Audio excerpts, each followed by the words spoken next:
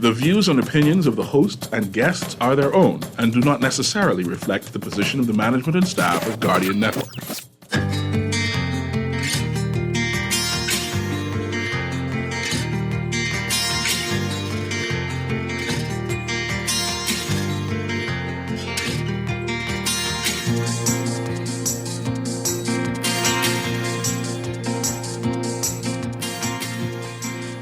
Good morning. The government to offer a gun amnesty for illegal weapons as the Commissioner of Police renews his bail concerns. And a 10% taxi fare increase. Plus, the head of a major supermarket chain says food prices will remain elevated. And in our discussion, we kick off Municipal Government Week. We're going to have a series of shows looking at local government, true local government for the Bahamas, what that should look like, what it should entail, what you need to know. It's all straight ahead. I'm Dwight Strachan, and this is Morning Blend. Wake up, it's a new day. Wake up, it's a new day. It's the start of the new way. You know that it's the start of the end of the Good morning again, Bahamas. It is Thursday, June 22nd, 2023. This is Morning Blend on Guardian Radio 96.9. Again, I'm Dwight Strachan. In a moment, Laverne Gardner will be joining us. Also this morning, we'll be talking with Doctors Hospital about their Primary Care Reimagined program and a Men and Women's Symposium that's coming up. But first, it's time for the Overnight, the latest breaking news from while we're sleeping, and the top national and international headlines this morning.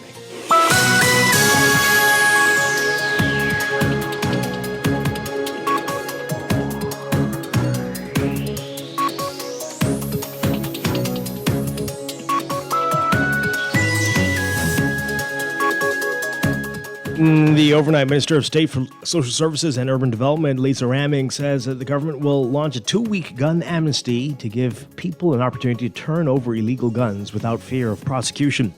During the 2023-2024 budget debate, Ramming said the Commissioner of Police will be seeking a declaration of a 2-week gun amnesty, which will give people in possession of illegal firearms the opportunity to surrender those weapons without jeopardy and persecution.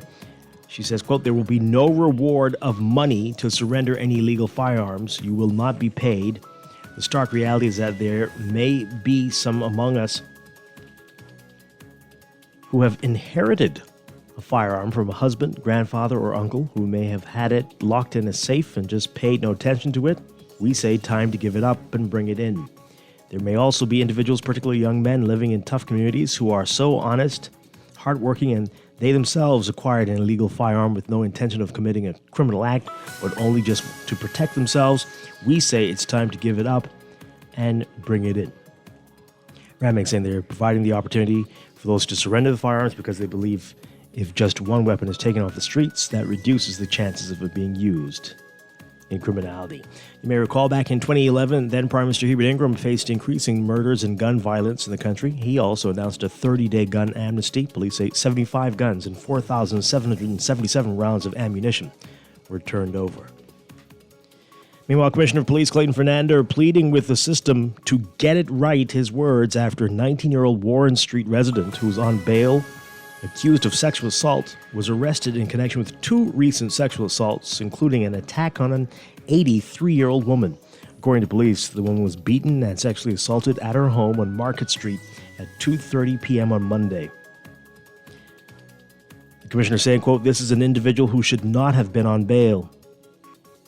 He said that officers and detectives were on the ground all night, and they had that adult male in custody who they know was arrested shortly after, and he's being monitored on bail for a similar offense. Fernandez says the teen suspect is that in that incident is also a person of interest in a burglary and sexual assault incident that took place on June 16th on Davis Street.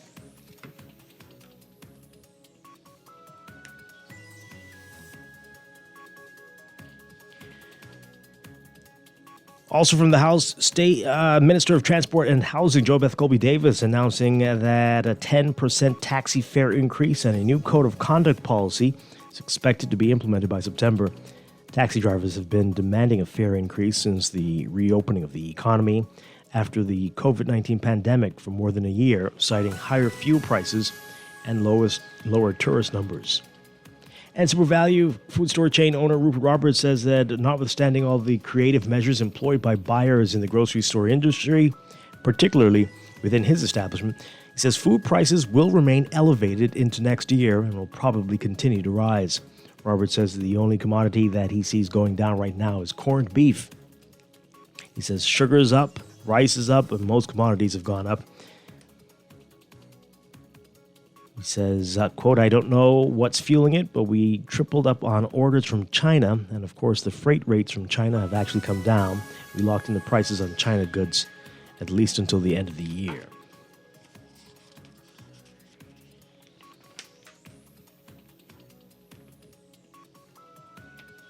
And 3 men jailed for 2.5 years after being convicted of drug possession with intent to supply. Acting on information on March 10th, 2021, the police went to a residence on Fire Trail Road in search of dangerous drugs. While executing a search warrant, the officers seized 336 rounds of marijuana. As a result, the officers arrested and charged Andy Glinton, Peter Lewis, and Colin Russell. They were convicted following a trial before Magistrate Samuel McKinney. The men will serve an additional 6 months in custody if they don't pay a $10,000 fine before the completion of their 2.5-year prison sentence. Overseas, U.S. President Joe Biden and India Prime Minister Narendra Modi are marking the state visit of the Indian leader today by launching new partnerships in defense, semiconductor manufacturing, and more sectors as the leaders look to strengthen their country's crucial but complicated relationship. But as Biden vets Modi, human rights advocates and some U.S. lawmakers are questioning the Democratic president's decision to offer the high honor to a leader whose 9-year tenure over the world's biggest democracy has been marked by a backslide in political, religious, and press freedoms. Biden administration officials say honoring Modi, the leader of the conservative Hindu nationalist Bharatiya Janata Party, is diplomacy 101. The U.S.-India relationship will be vital in coming decades as both sides navigate China and enormous challenges posed by climate change, artificial intelligence, supply chain resilience, and other issues. White House National Security Advisor Jake Sullivan said Biden will raise his concerns but will avoid lecturing the Prime Minister during their formal talks.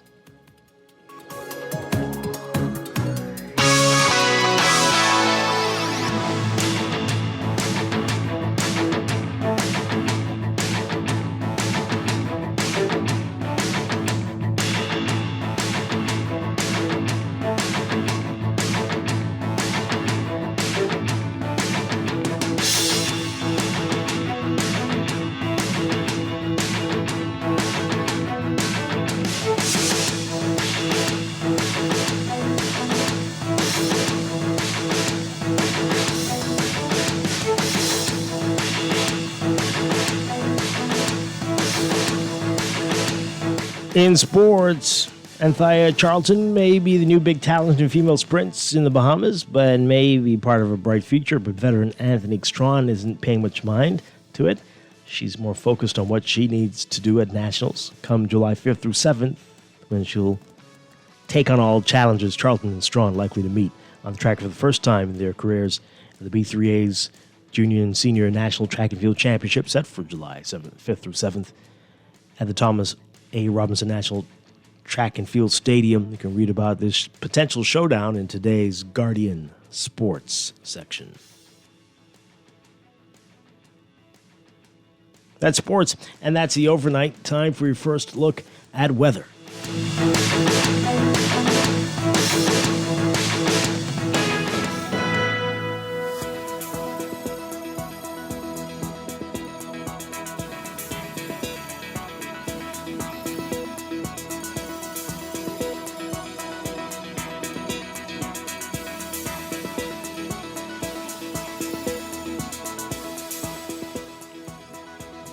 Your first good weather brought to you by Nescafe Coffee. We've been having severe weather in parts of the northwest Bahamas, a severe thunderstorm warning for most of the morning. That continues the warning until 8:35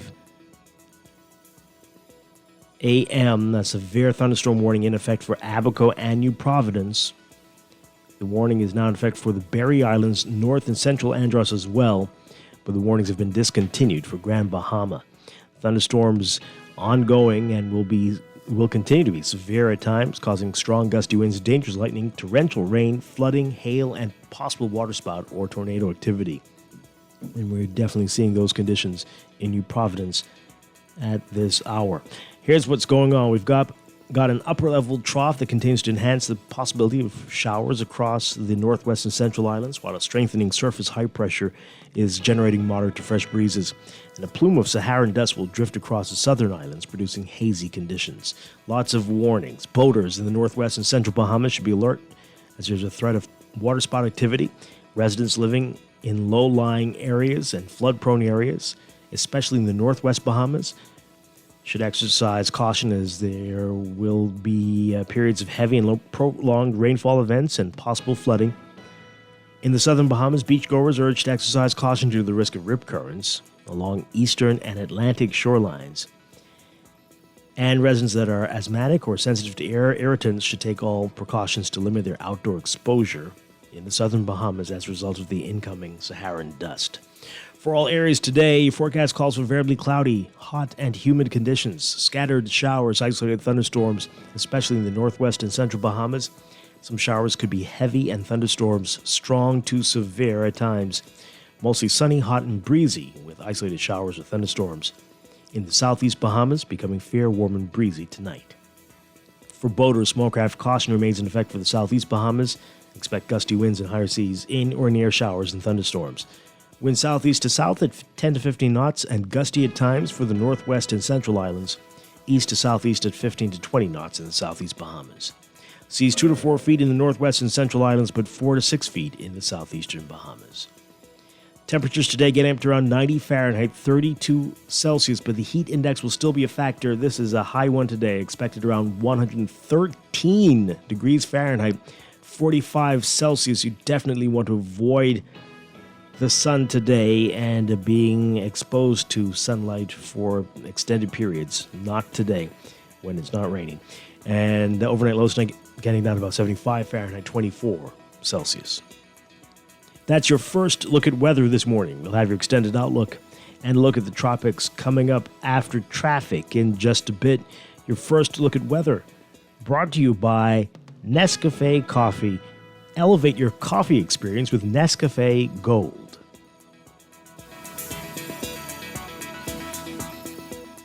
Wake up, it's a new day.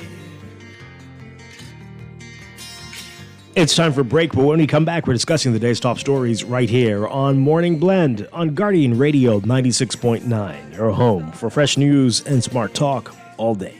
Know that it's the start of the end of the old way. Wake up, it's a new day. Wake up, it's a new day.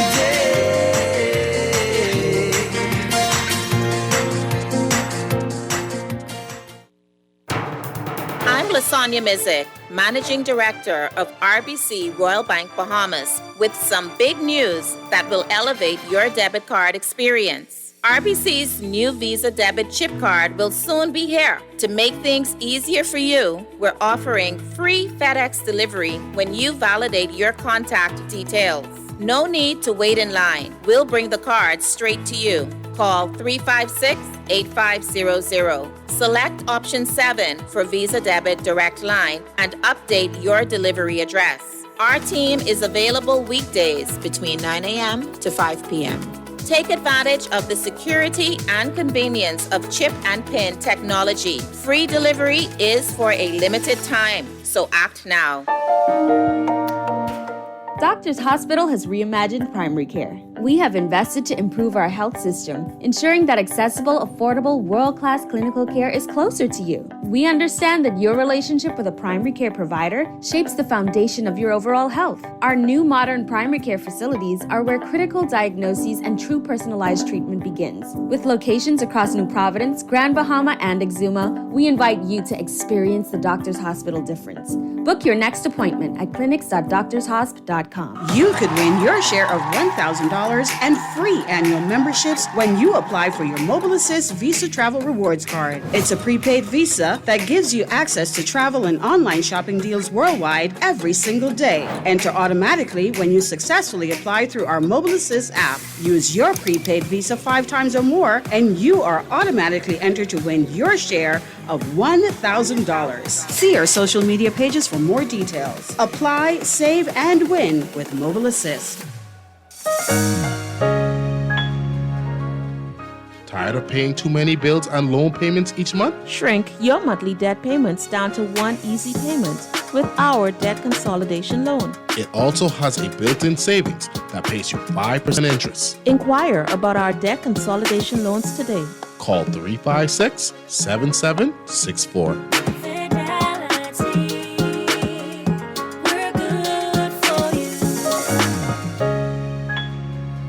This is Guardian Radio, 96.9 FM, Nassau, Bahamas. Wake up, it's a new day. Wake up, it's a new day.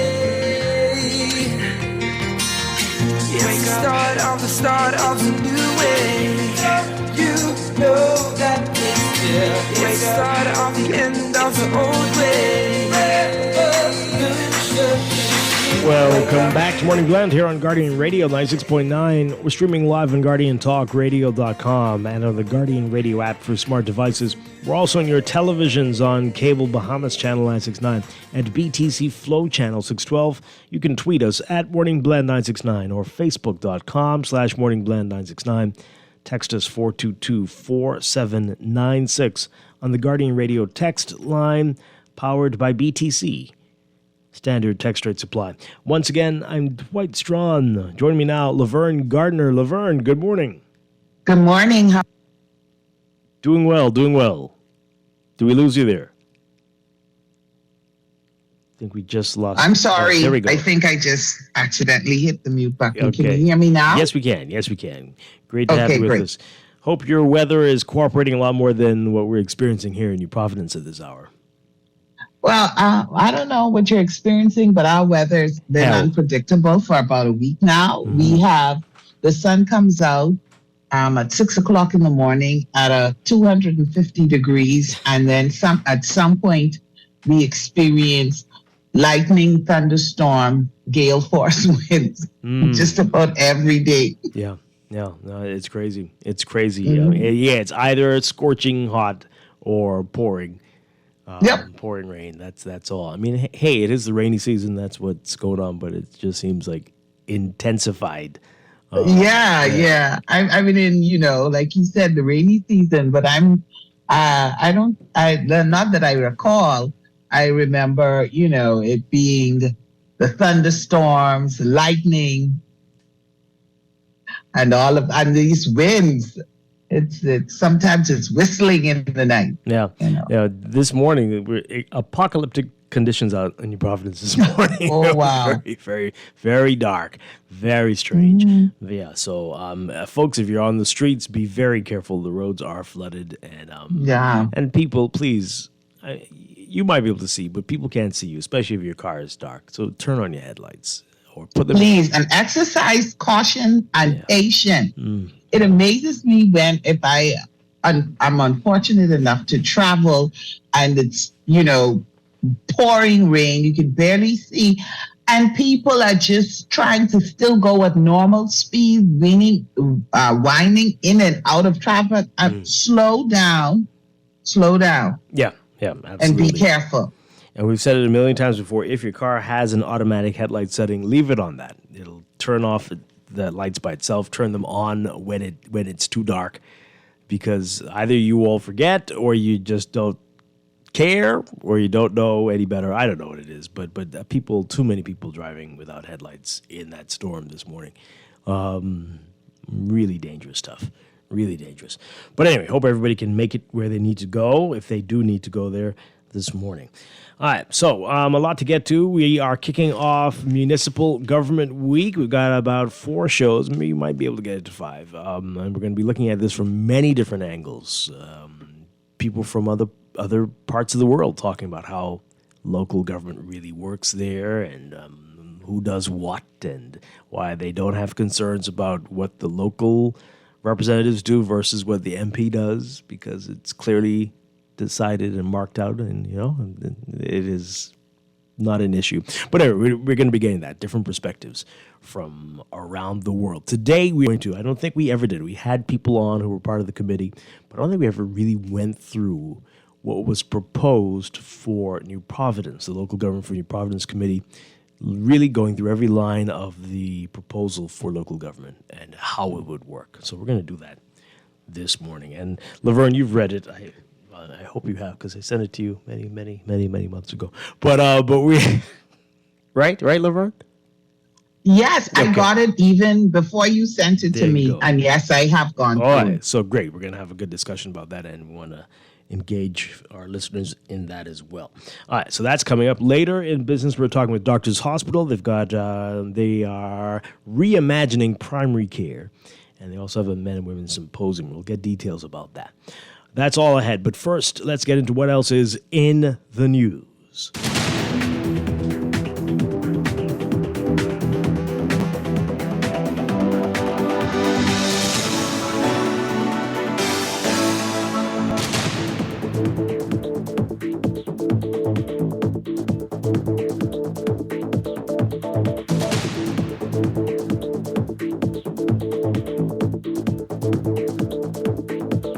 All right, so gun amnesty. The Minister of State for Social Services and Urban Development, Lisa Rabbing, says the government will launch a 2-week gun amnesty to give people an opportunity to turn over illegal guns without fear of prosecution. For more on this, take a listen to this report from our Paige McCartney.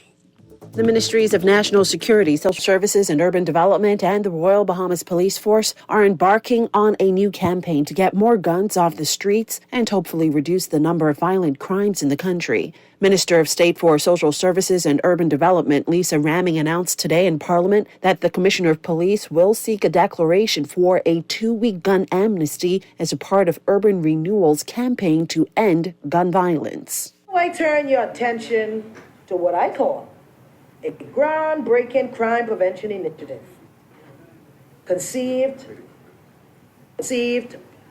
by my staff and myself, and after communication with the great minister from Freetown, and we was in consultation with the Commissioner of Police. Madam Speaker, gun violence has been endemic and remains a pervasive issue in some of our communities for too long.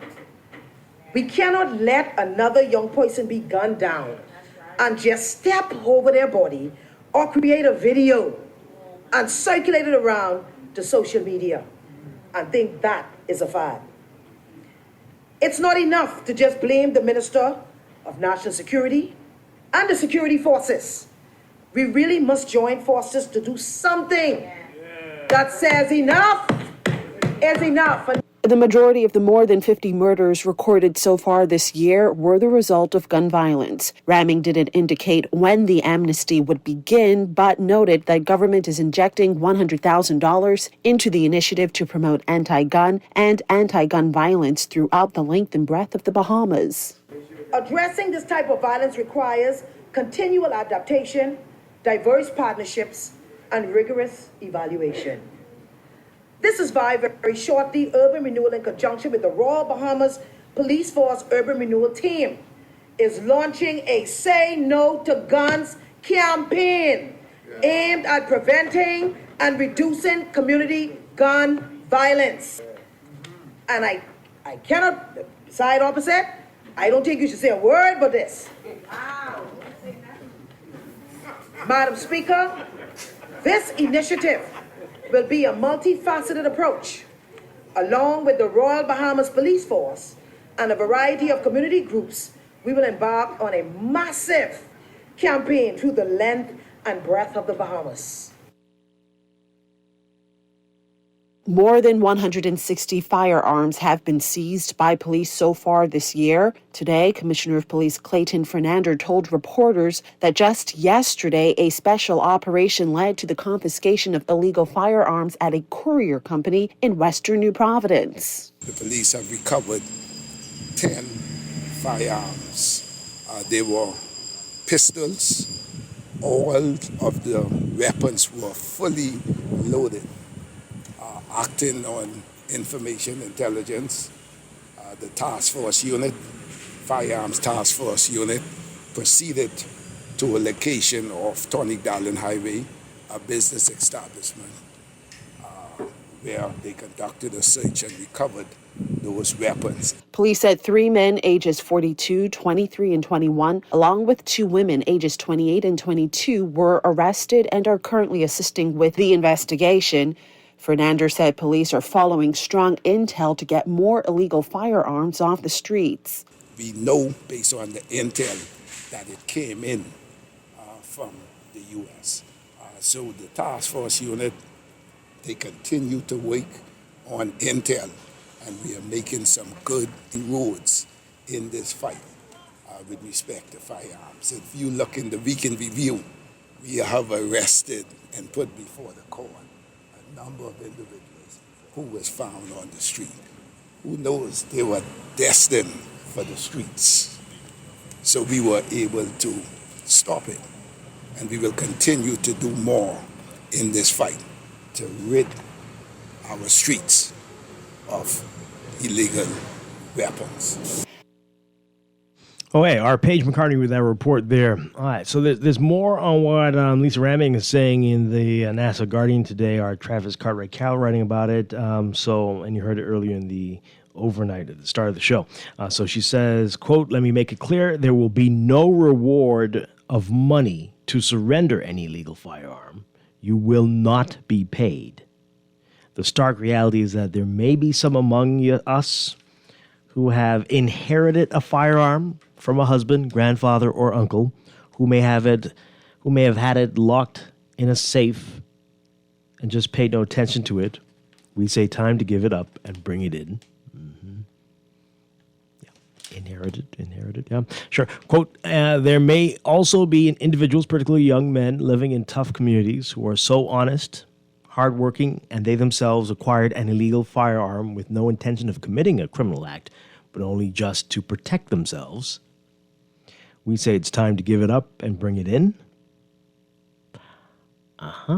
We are only providing opportunity for them to surrender the firearm because we believe if just one weapon is taken off the streets, that reduces the chances of it being used in criminality." All right, and then there's more in the campaign. The Say No to Guns campaign, projected cost for the campaign, $100,000. The campaign will feature radio and television ads, social rallies at schools, community walkabouts, and residents will be encouraged to join in. All right, let's get your reaction to all this. What do you make of that? And what do you make about that? And how common is that to inherit a gun? How is it, like in the will to, or you just they're gone and there's all this stuff that they had left? Anyway, how does that work? You've heard of this before, Laverne? You've been in a situation like that before? Well, here's the thing. If, let's say, I'll use a husband and wife. Let's say your husband has had a firearm, a licensed one, right? Oh, okay. You do that. There are people who have guns. Sure. And they're licensed, and perhaps they had it in a safe or whatever, and that person, your husband, passed away. Mm-hmm.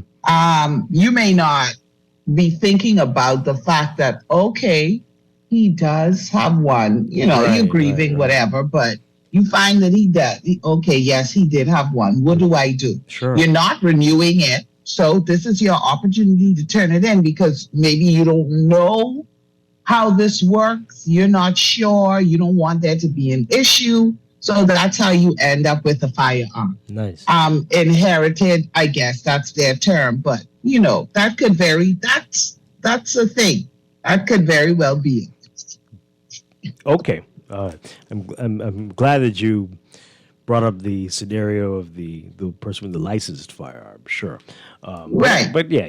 That's not that. I mean, and other than that, that could only be it. It could also be if he could have been killed. So and with his unlicensed firearm, and so that's still in the house. And well, even with that. Right. Yeah, right. there you go. Anyway, okay, so this is the time. What do you think of it, folks? No money. Just turn them in, and everything's forgiven.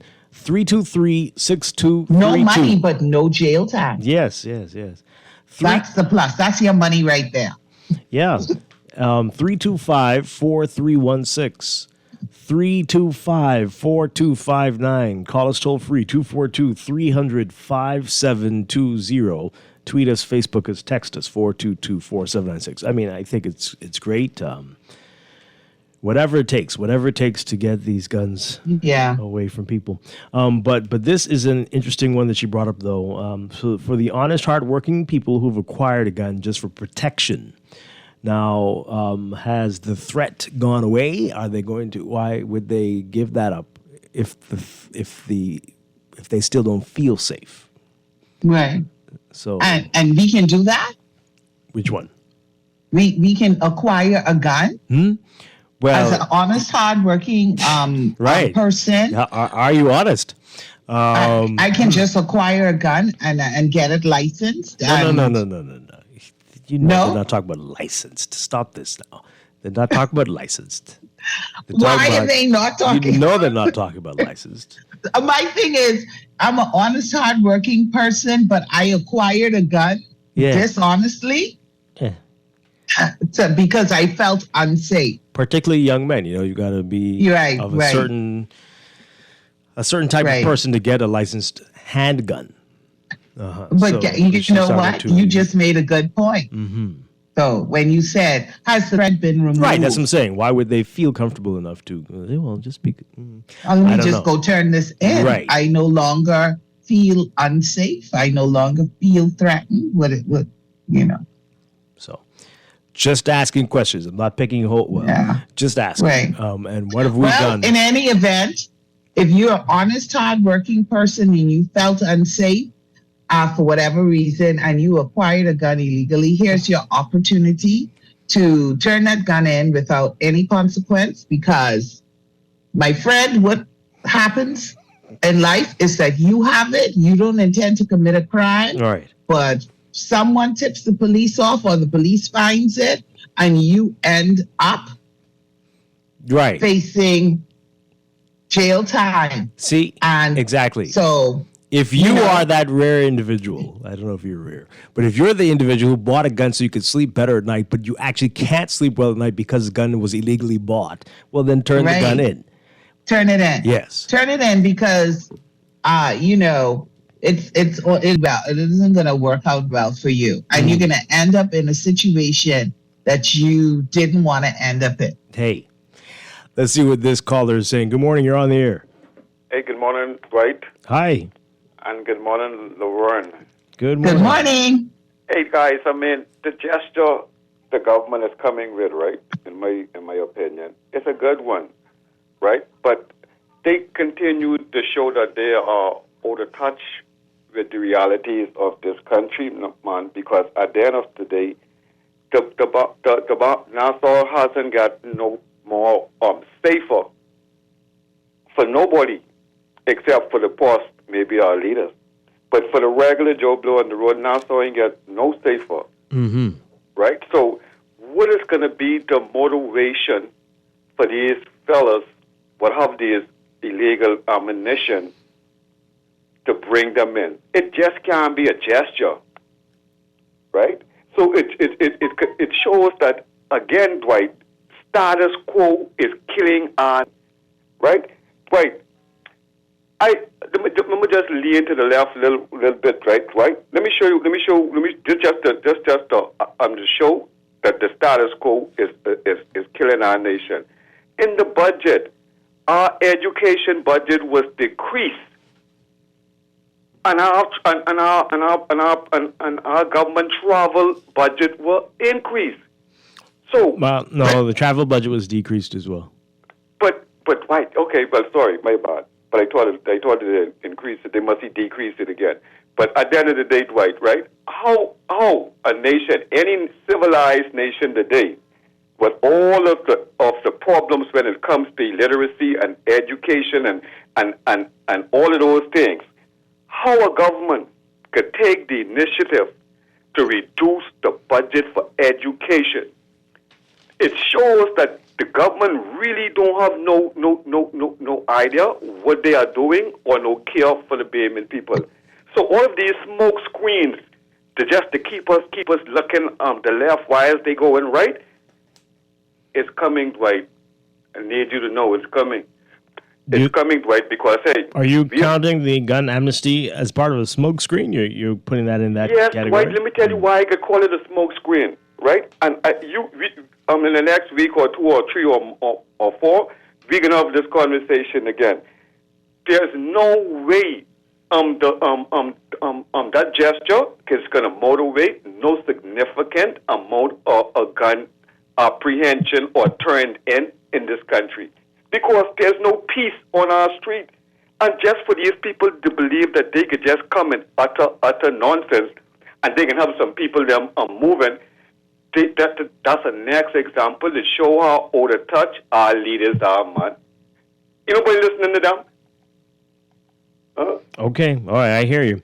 Thanks a lot, appreciate it. Well, it's a lot. Let's take this call and see what they're saying. Caller, good morning. You're on the air. Morning, Dwight. Hi, good morning. Turn on your radio for us, please. All right now. Question. With the gun amnesty period, does this require, no criminal charges filed for somebody who's in possession of a firearm? Does it require what, sorry? Does a person who turns in their firearm, will they not be charged with a criminal offense? No. Based just for the firearm? Because if we had 50-some murders and those weapons, let's say a weapon or two was involved in a murder that is unsolved. Mm-hmm. What happens in that case, in that scenario? Well, that's very interesting. We look at all of these scenarios. What if not even murders, Dwight? People have been shot and live, and you can potentially someone go in now and say an amnesty period. Is there an exception or exemption to a firearm, and then you come and you run ballistic check and see that this firearm was involved in multiple shootings or an attempted murder, and what happens then? Mm-hmm. Well, see. Well, I suspect. I don't know what to say. You can't just say. You gotta. Maybe we shouldn't talk about this. Maybe the police have a plan. Maybe they will be recording this. But see, us talking like this puts ideas in people's heads, and they're like, "Yeah, there's a trap. There's a trap." So let's not talk about it anymore. You understand? So when we put it out there, it sounds good. But it sounded good until you brought that up. So let's not talk about that because we want, maybe they thought about this and have a plan for it. But that need to be discussed before we come to to Parliament, and all of these things need to be discussed. You're talking about a buyback program. You're talking about an amnesty period for firearms. You have to look at this at a holistic approach. We are under siege in the country as it relates to crime issue, murders and violent, gun issues in the country. Mm-hmm. People are seeking justice as it relates to, their family members being taken away from them or being injured. Mm. Well, we are making a lot of assumptions that the police would even know that this was the gun used in a case from last month. This is I'm reading the story. Yeah. I'm reading the story in the papers, and I'm wondering, before you print that, before you come to Parliament and say that, that those particular things should have been said. Well, that's the first thing you say. Mm-hmm. Well, I mean, again, would you say that to the public? Would you say that to the public? Because you might want to catch some people by surprise. But then I get that point. Yeah. I get that point from you. Exactly. Yeah. But that's how people think. And if I could come on the radio and say this, come on, man. Okay. All right. Thanks a lot. Appreciate it. Let's take another call. Good morning, caller. You are on the air. Thank you for taking my call. Mm-hmm. You know, Dwight, you get a licensed firearm legally. You can get it legally by just simply knowing what to say and what to put on the application form where you say you're going to use it for hunting purposes, right? And I feel strongly that I know I got mine and I ain't hunt with it yet. And I really didn't get it for hunting purposes, to be quite frank. So, you know, this whole system is flawed.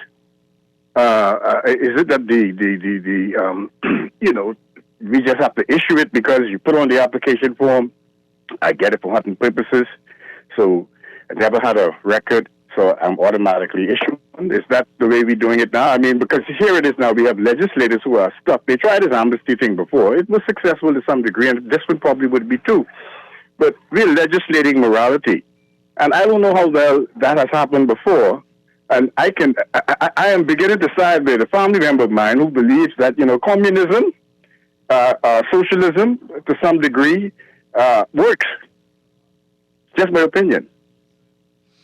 All right. So you have a problem with the gun amnesty program? No. I don't have a problem with that. I don't have a problem with anything that we could try to make sense and work. Mm-hmm. But until we could go back into the womb and fix some of these characters before they come out, or go into the home environment and address what they're dealing with, because some people are really facing some treacherous decisions that they have to make. Look, if the worst cut I ever got was when I refused to take a key of coke to Miami.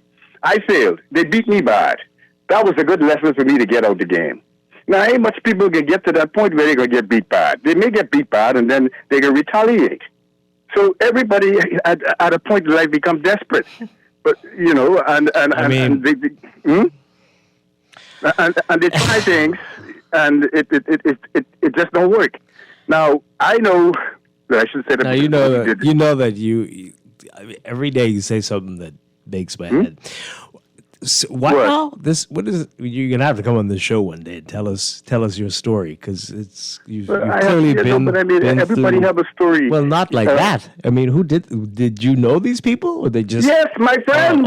Clearly. But listen, you don't know. But then when they came to get the coke that I didn't take to Miami, it was 6 of them. Oh, and he told me, "Say, boy, I know you have a black belt, but don't fight back. What? That will kill you." And that's what I had to get all my teeth break up because I failed. Now, he succeeded in going all the way to New York, and he got double the money, but guess what? He's dead today. So, I don't know. We really have to look at this from a home environment. We have to really, when these people going around doing these surveys about population this and population that, I think we need to be a little bit more looking for certain signs, because you go to do a survey to see how many people in the house, and someone ain't showing up. But that's it. Flag you to say, look, last time there was a person living here and they ain't here. Every time we come, they ain't here. These little indications could let you know what's going on, but we want to legislate morality. Let me tell you what it sounds like to me. When you hear the thunder, it sounds like they'll be in a dome and the echo in the chamber. So that take all the flat earthers out of the equation. But it sounds like sounding brass and ticking cymbals reverberating in Parliament every 5 years. Okay, I'm still a little in shock from your story. But one day you'll be our special guest, and I'm sure we will have an unforgettable discussion, because I don't know. Laverne, you heard that? Yeah, me? You're still, okay, we're getting... Can you hear me? Yeah. I wasn't sure I heard what I heard until he said it again. Right. But if we could go back to I don't believe that we are trying to legislate morality. What I believe is happening is that we have a gun issue. You and I have talked about this all the time. and I on numerous occasions.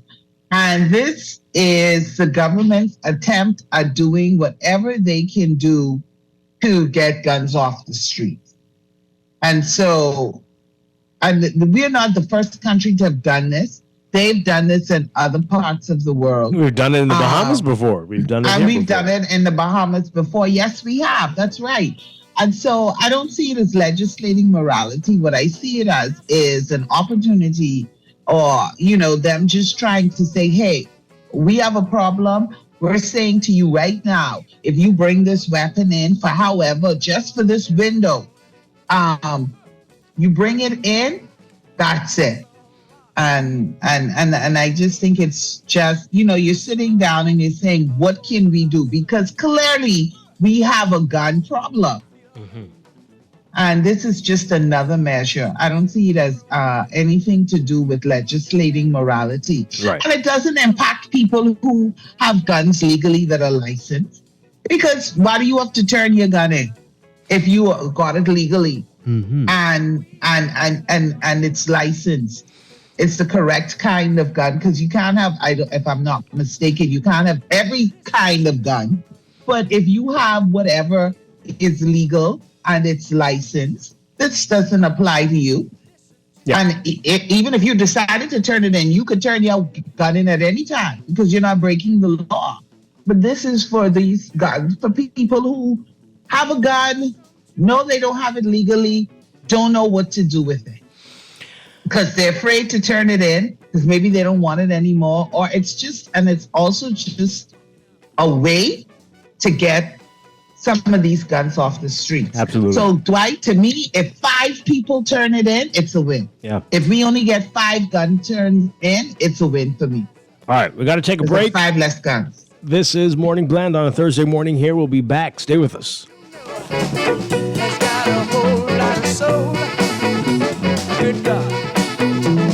London town is too doggone cold. Yeah. Nassau got sunshine, and this you all know. Yeah. But we've gone funky, and we got some soul too. All right. Funky Nassau. Funky Nassau. This is Guardian Radio, 96.9 FM, Nassau, Bahamas. That's the sound of your horn. Get in gear with an auto loan. RBC makes it easy to get your own. Get in gear with an RBC auto loan with up to 100% financing, extended repayment, and low interest rates. Visit rbc.com/Caribbean/gear-up. Conditions apply. That's the sound of your car or truck. That's the sound of your horn. Get in gear with an auto loan. RBC makes it easy to get your own.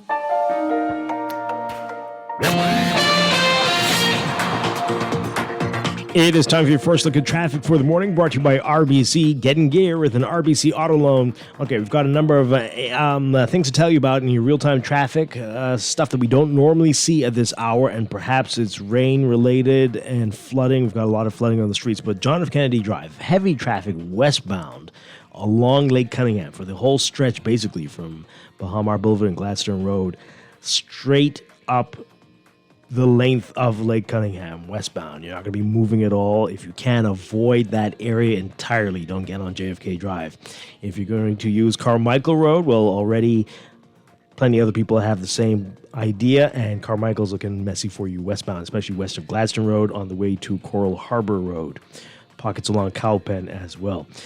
We suspect flooding is the issue on Independence Drive. Heavy traffic both directions, west and eastbound, between the roundabouts of Blue Hill Road and East Street.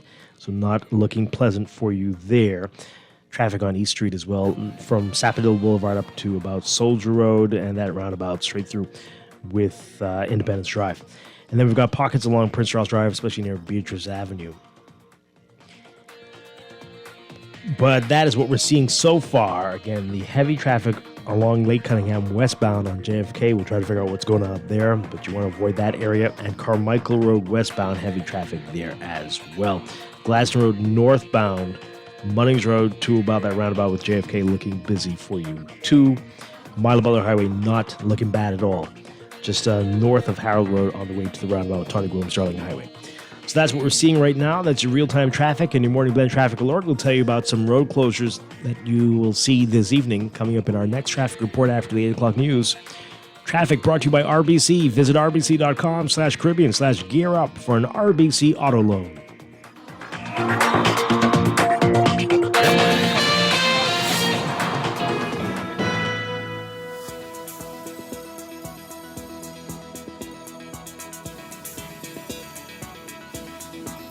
And time for another check of your weather for this morning, brought to you by the Pineapple Fest in Eleuthera. As you've been seeing, we've got severe weather in New Providence, a thunderstorm warning in effect for New Providence, along with Abaco and the Berry Islands and North and Central Abaco. That continues until 8:35 this morning. The warning, severe thunderstorm warning for Grand Bahama, has been discontinued. We've been having quite a morning here. We've got an upper-level trough that continues to enhance shower activity and thunderstorms across the northwest and central Bahamas, while a strengthening surface high pressure is generating moderate to fresh breezes, plus a plume of Saharan dust will drift across the southern islands, producing hazy conditions. For all areas today, look for variably cloudy, hot, and humid conditions with scattered showers and isolated thunderstorms in the northwest and central Bahamas. Some showers could be heavy and thunderstorms strong to severe at times. Mostly sunny, hot, and breezy with a chance of isolated showers or thunderstorms in the southeast Bahamas, becoming fair and breezy at night. We are expecting a hot day today when it's not raining, so 90 Fahrenheit, 32 Celsius, but the heat index will be well into the triple digits, 113 degrees Fahrenheit, 45 Celsius. It's going to be feeling unbearable out there when it is not raining.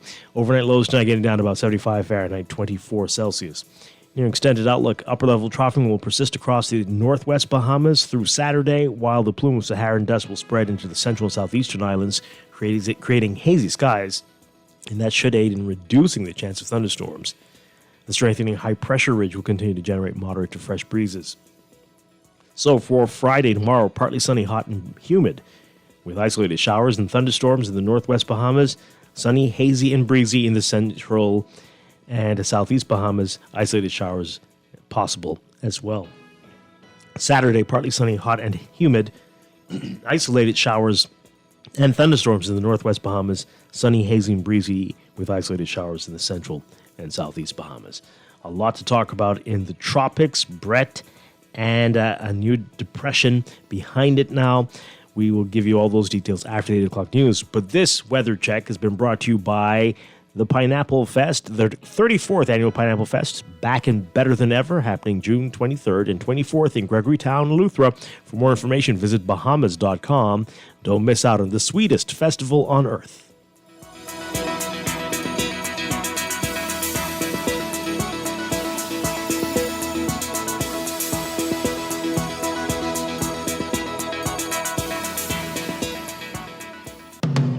This is Guardian Radio, 96.9 FM, Nassau, Bahamas.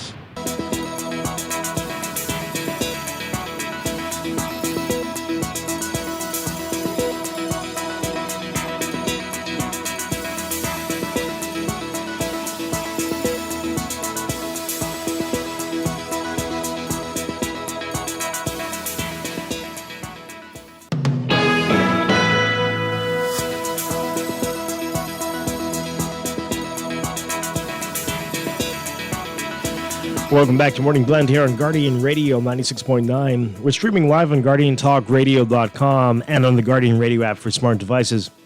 We're also on your televisions on Cable Bahamas Channel 969 and BTC Flow Channel 612. You can tweet us at Morning Blend 969 or Facebook.com/MorningBlend969.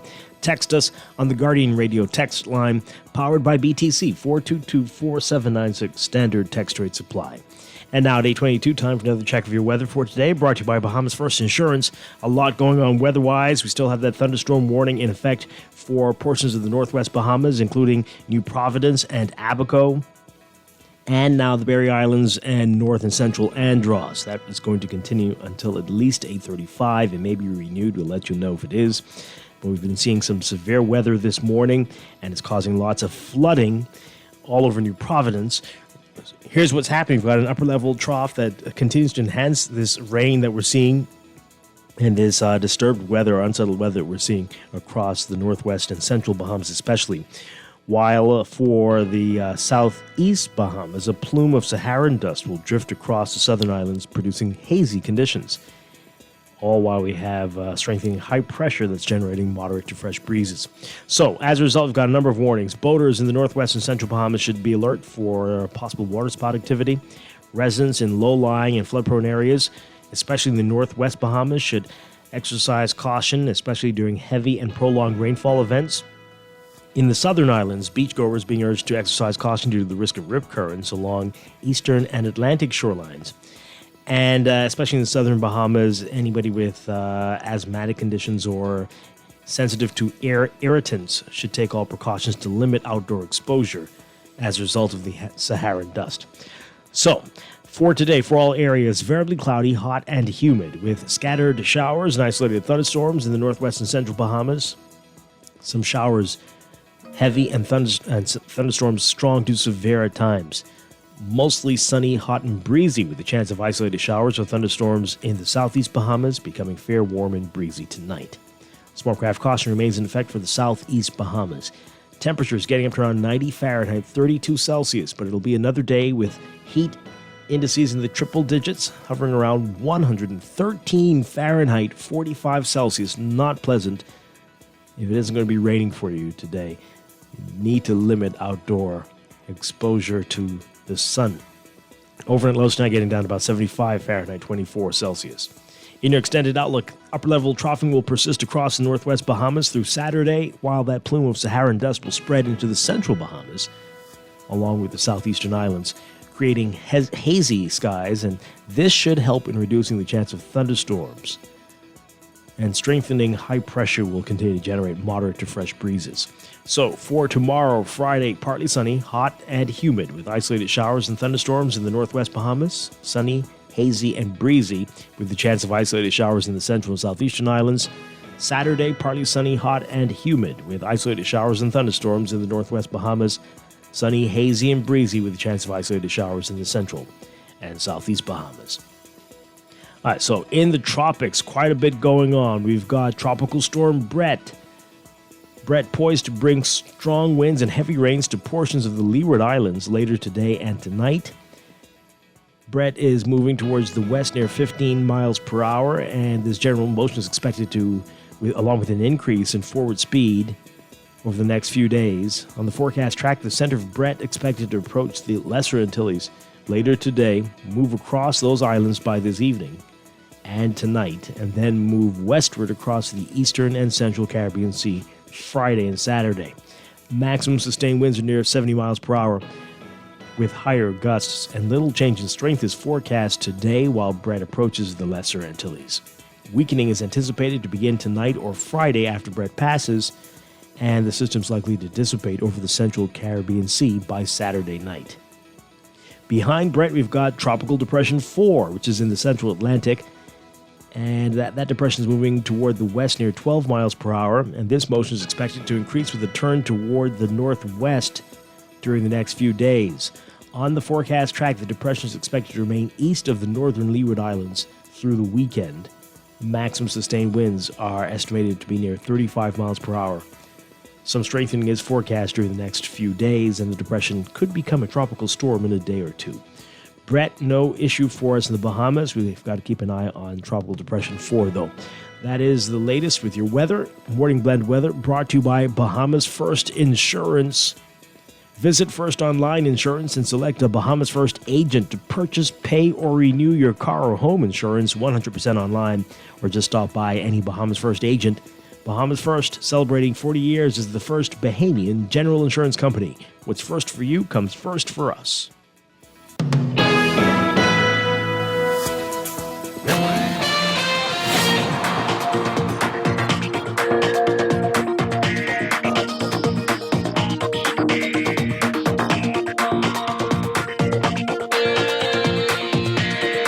And time for another check of your traffic for this morning, brought to you by RBC. Get in gear with an RBC auto loan. All right, in your real-time traffic, as we've been telling you, the streets are flooded. We've got lots of issues to tell you about. JFK, what's going on there? Well, all along Lake Cunningham westbound, we're seeing heavy traffic as a result of flooding, and that stretches from the roundabout at Gladstone Road and Bahamar Boulevard, straight up, as we said, along the length of Lake Cunningham. If you can, and if you need to get somewhere fast, do not go westbound on John F. Kennedy Drive. Try something else. Try maybe West Bay Street or Carmichael Road, although Carmichael's looking pretty busy for you. Heavy traffic both directions west of Gladstone Road, as many people are trying to get away from JFK Drive as well. So keep that in mind if you're heading westbound this morning. And that's causing traffic on Coral Harbor Road as well, both north and especially south of the roundabout. So keep that in mind. Elsewhere, we've got Independence Drive. Heavy traffic there as a result of flooding as well, especially westbound. So that might be an area to avoid. And then we've got pockets along East Street.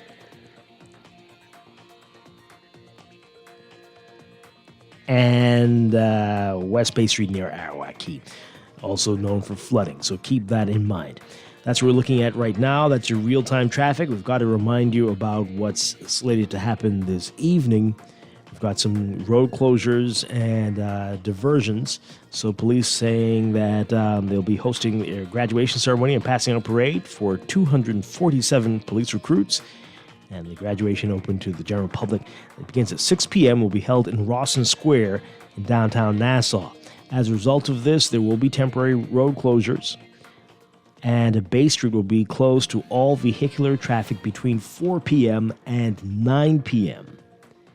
These roads are going to be closed as well. West Bay Street between Nassau Street and Navy Line Road, Cumberland Street between Duke Street and Marlborough Street, Woods Rogers Walk between Charlotte and East Streets, Charlotte Street between Bay and Shirley Streets, Bank Lane between Bay and Shirley Streets, and East Street between Bay and Shirley Streets. So just avoid downtown entirely if you don't need to be there from 4 o'clock. And so there will be diversions. Traffic heading east on West Bay Street will be diverted south on Nassau Street. Traffic heading west on Duke Street will only be permitted to travel west onto West Hill Street, and no vehicles will be allowed to travel north on Cumberland Street. Traffic traveling north on East Street will be diverted west on Shirley Street, and no vehicles will be allowed to travel west and east along Woods Rogers Walk between Charlotte and East Street. And there'll be no parking as well from already. It's from 1 a.m., they say, until 9 p.m. today on Bay Street between Navy Line Road and East Street, both sides, Parliament Street between Woods Rogers Walk and Shirley Street, and Woods Rogers Walk between Charlotte and East Street. Again, avoid downtown entirely today if you don't have to be there. That's your Morning Blend traffic. A lot going on, but this has been brought to you by RBC. Visit rbc.com/Caribbean/gear up for an RBC auto loan.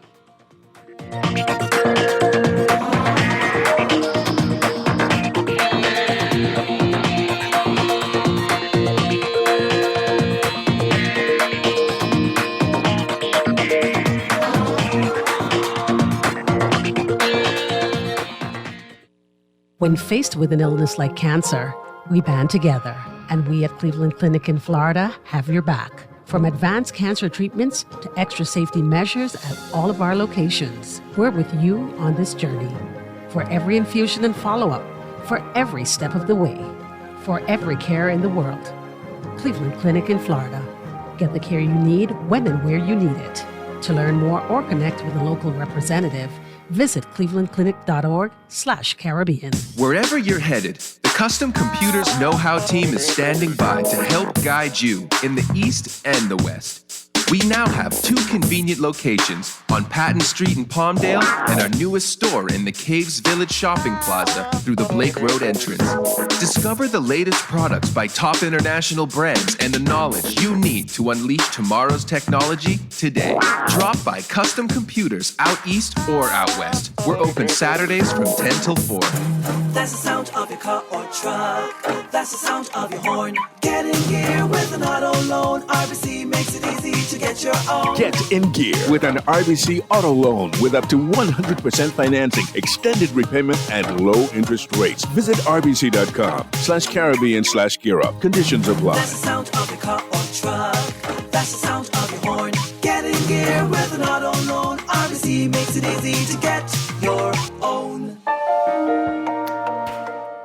Bahamas Games? What was the purpose of the games? The purpose is twofold. One, to bring Bahamians from throughout the Commonwealth of the Bahamas together through sports. And the second, to find talented athletes throughout the Commonwealth of the Bahamas to be trained and possibly make it to the Olympic level. When the games is? This July 7th to the 15th. For more info, call 322-1029. Total Auto Care on Howard Road offers fast, quality auto maintenance at the very best prices. Tune-ups, oil changes, brakes, suspension, wheel alignments, radiators, water pump replacements, and more. Need quality brand name tires for your vehicle? Tires that'll stand up to these roads? No worries. We supply Michelin, BF Goodrich, Bridgestone, Pirelli, and Toyo. We'll import them fast and install them for you at no extra cost. So when your car needs maintenance or quality tires, we're on Howard Road, just before Burger King. Come see us. Total Auto Care. Call us at 341-6599 or 341-2350. The 50th Independence Secretariat invites you to celebrate 50 and get your praise on at the Sound of Jubilee National Gospel Concert, Sunday, June 25th, 6 p.m. at Bahamas Faith Ministries. One God, one people. Dressed to represent in your national colors. This event is absolutely free. Give God the glory and celebrate 50. It's the Sound of Jubilee National Gospel Concert this Sunday, June 25th, 6 p.m. at Bahamas Faith Ministries. This is Guardian Radio 96.9 FM, Nassau, Bahamas.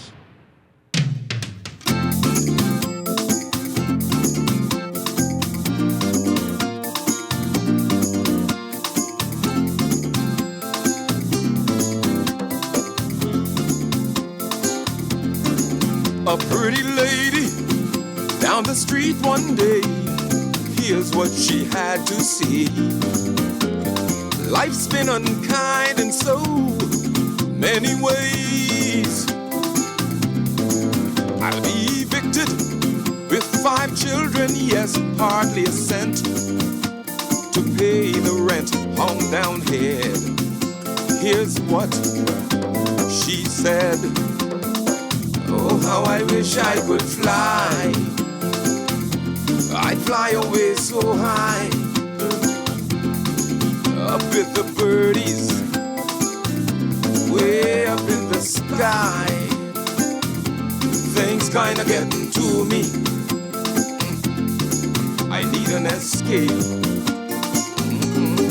I'm sure many of you would relate. She said Monday stress, Tuesday stress, Wednesday. Welcome back to Morning Blend here on Guardian Radio 96.9. Dwight Strachan along with Laverne Gardner. And coming up in a few minutes, we're going to be kicking off Municipal Government Week, going over that report from a few years back with the local government for New Providence, what they recommended should be the way forward for New Providence. This will kick off our series over the next few days. We're going to be talking with people from all around the world, actually, about local government, municipal governments they have, and the benefits and even drawbacks to systems that allow for a decentralized central government and more autonomy for local communities. Okay. So I just want to get to your messages. Before the break, we were talking about the gun amnesty program that's expected to get underway soon. We don't know the exact date, but getting your reaction to it. We've got quite a few of your text messages. You can continue to text us, 422-4796, or tweet us at MorningBlend969. Call in as well as if you wish, 323-6232, 325-4316, 325-4259, or toll-free 242-300-5720. All right, Laverne, you ready for these text messages? I am ready. Okay. This person says here, it seems to me the people who are the most dangerous with guns won't even pay attention to the amnesty. The subset of people who inherited a gun is both small and not the biggest threat. Mm-hmm. Okay, that's fair. Yeah. The gun amnesty initiative is equivalent to saying they're throwing their hands up and don't have a solution to the influx and getting illegal firearms off our streets. Stiffen the penalty for illegal guns to 15 years for handguns and 20 to 25 years for assault rifles. Okay. Well, I don't know about throwing your hands up, but Yeah, it's it just appeals to another some measure, people. like every other measure. Right. It's another measure. This person says, oh yeah, well, I didn't hear anything about the penalty for possession of a gun or ammunition going up if found with illegal firearms after the amnesty time. Yeah, well. Yeah. Mm-hmm. And they're saying you got it. The police probably do have a plan, so let's not talk about it on the air. Yeah, that's based on a previous call, right? So, this one says here, Laverne and Dwight, you go and kill a couple people with your gun and then turn it in with no penalty. Sounds like a loophole because so many illegals are being found with guns. Illegals. Bahamian people are not stupid. This government is ridiculous. I don't understand your text, though. What are you saying? Yeah. Hopefully that wouldn't be so simple that if it is a hot gun and it just was used in a crime, they would, right? But I don't. That's not who they right. You heard what Lisa Ramming said. They're not really appealing to those people. They're appealing to the people who have a gun, an illegal gun in their possession. They're not criminals. Never used it, but they have one because either they inherited it or they bought one for safety because the place is dangerous. Those people, not the ones who are out there robbing people every other day. Yeah, because like the other texter said, those people who are using their weapons every day, they're not about to turn it in because they're using it. Right, unless they're up to something. Right, the gun's too hot, perhaps. All right, this person says here, I don't think the people who are gang banging will turn in their guns. The fact is the criminals aren't afraid because they know they can kill and rob and still get out or get off. We need to do more about crime. This won't work. Yeah, like we said, it's going to be for a different type of person. This is one aspect of the crime fight, perhaps. This person says here, Dwight, today is National Report Card Day, so traffic will be heavier. Yeah, that's how it works? Okay. Heavier. Yeah, I don't know if that's how it works. The teachers don't seem to say that's how it works. Heavier where? To the numbers house? I don't understand what you're saying. Okay. Let's hope. I pray that's what it is. I doubt it, but sure. Caller, good morning. You're on the air. Yes, good morning, Mr. Strong. Good morning, Laverne. Hi. Yeah, Dwight, the last text was very brilliant in trying to give trying to combobulate the complexity of this amnesty turn-in, right? So, I don't know who's a criminal and who's not. And, sometimes you look at a person, the hair's uncombed, but it's well-washed and well-kept. And he may look like a criminal, but, anyone can be a criminal, even someone in a uniform, okay? And we must stop the naivety. So the text is trying to show you, in other words, a person in a gang or who deals in nefarious activity, there's an ecosystem of movements of gun. Someone could sell you a gun and it could be dirty. So if it's going to be turned in, I guess the police will do the ballistics on it, right? Wouldn't that be something that's sensible to do, right, Laverne? If someone turns in a gun, what's the point of turning in the gun if you're not going to do the ballistics? So they do the ballistics, and the person who turned in the gun mightn't be the person who committed the crime. And the police knows this. And so they will say, yeah, but where you get this from? And Ray. So it's not as easy as just turning in a gun. So if you turn in a gun and the gun is responsible for a crime, then that's like saying just do what you want and there's no questions asked. You understand what I'm saying? Yeah, man, this how I see it. I don't know who these people are. Anyone can be a criminal. That's just the way our life runs. We go. A person can be a criminal with a coat suit and a laptop sitting in the airport with glasses on. We have to open up our minds to the 21st century criminal. It's not what we perceive a criminal to be all the time because they profile you. I wear dreadlocks. They searched me for a gun in the front of my place, shop, business, because I was, and I actually was helping out an old lady with directions of a business that had moved to the corner. But because my hair's unkempt, but I don't know why they would suspect me, but I guess they don't know me. That's the only reason. And that's just the way they treat people in the inner city. You understand what I'm saying? So, and you might have decent citizens who have a gun and not using it. But I don't know who's using a gun every day. But I know in the inner city, you would hear gunfire, and most of the times, you would just go quiet, and then you would listen to hear the patrol car. Sometimes you would hear gunfire, and then there's nothing. Someone may be shooting in the air, etc., whatever. But okay. you cannot be naive in this agenda, man. You know, it's not a solve-all problem. And then a question I have to ask you. Last week sometime, didn't you? I heard you uttered something about guns being found in the shantytown. You said something about guns. I don't know. Did you say that right last week?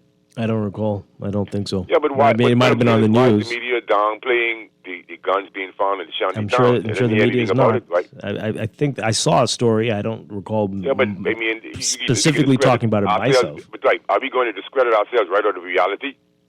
Bless up. Okay, I don't think that's happening. I mean, it was reported. I don't recall talking about it specifically. I don't remember that, but it was reported. All right, so nobody's downplaying anything, and I think everybody knows everything is happening in the shanty towns. Everything. All right, let's take this call really quickly. Good morning, call. You're on the air. Morning, Dwight. Hi. Morning, Laverne. Good morning. Yeah, morning 52. Bless up. True blend 52. Listen, Dwight, Laverne brought up a point that had me bothered because I had to turn in my 2 shotguns for fear of it, right? Mm-hmm. Excellent point she made. I purchased my guns legally, okay? I ran into some problems, little medical problems, in which I couldn't license my guns for probably a year or two, but they were locked away in my safe. But what caused me to turn them in was because a few months ago, the police said that, if you're found with unlicensed firearms in your house, you'll be locked up. And I find that ironic, you know what I mean? Because those guns weren't purchased illegally, and those guns have license. And if I can't afford to license it just like my car for 1 year, that doesn't make it illegal. All of a sudden, you're a criminal. You understand what they should say? If you can't afford to license your guns, you leave them locked away. It's the act of using them, taking them out unlicensed, that makes it a criminal offense. Because you don't lock up a person because they can't license their car for 1 year, park in the yard. You know what I mean? And that had me a little concerned. You know what I mean? So I turned them in. But the thing with the Corey is, what I'm not hearing, maybe the police are saying it, is that if you get 50 guns off the street for the year, at least 35 of those persons who you find those guns with, right, as police officers, you got to squeeze them because you got to find out from them. They had to have gotten those guns from somewhere. Somebody have to be ferrying those guns in. And the courier situation, I hope the police waited until the persons came to pick up those guns and not just lock up all the courier staff. Thanks for taking my call, Dwight. Okay. All right. I hear you. All right. So I want to, I'll read this and then I just want to quickly mention the taxi fare increase. So this text says, so those who are selling them can just get off scot-free. And what if they used it and then someone else brought it in? No one is, okay. Yeah, lots of questions, but we'll see. We'll see what happens. All right, so this story, another taxi fare increase. Transport and Housing Minister JoBeth Colby Davis announced yesterday a 10% taxi fare increase and a new code of conduct policy, which is expected to be implemented by September. Taxi drivers have been demanding a fare increase since the reopening of the economy after the COVID pandemic for more than a year, citing higher fuel prices and lower tourist numbers. Business has since picked up for many as the tourism industry rebounded beyond historic levels in recent months. Colby Davis said the fare increase also comes with new expectations for the taxi industry. She said the industry's improvement project is a partnership between the Ministry of Transport and Housing, the Bahamas Taxi Cab Union, and the Bahamas Hotel and Tourism Association to improve customer service standards in the industry. A major important component of the project includes an increase of 10% in taxi fares. And you heard this on the news a few minutes ago. She said, quote, "It was under the last PLP administration the taxi fares were increased, and it is the PLP again that is raising the fare." And then there was banging on the desks. This is a happy day. So something, as everybody knows, yes, something's very wrong with me, right? Because how is this? This is a good thing? I mean, yes, I want the taxi drivers to make money, but taxi fares are going up. That means people have to spend more to get a taxi, and everybody's banging on the table for this. It's a good thing for the taxi drivers. It's more of us than them, right?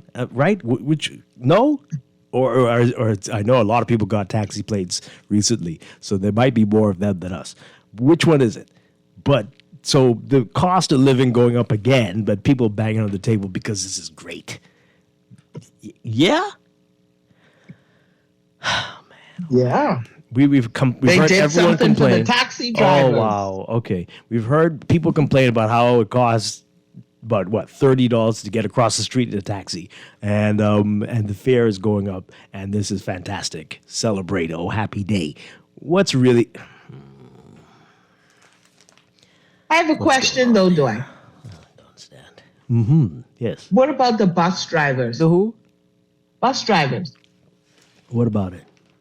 Weren't they also asking for an increase?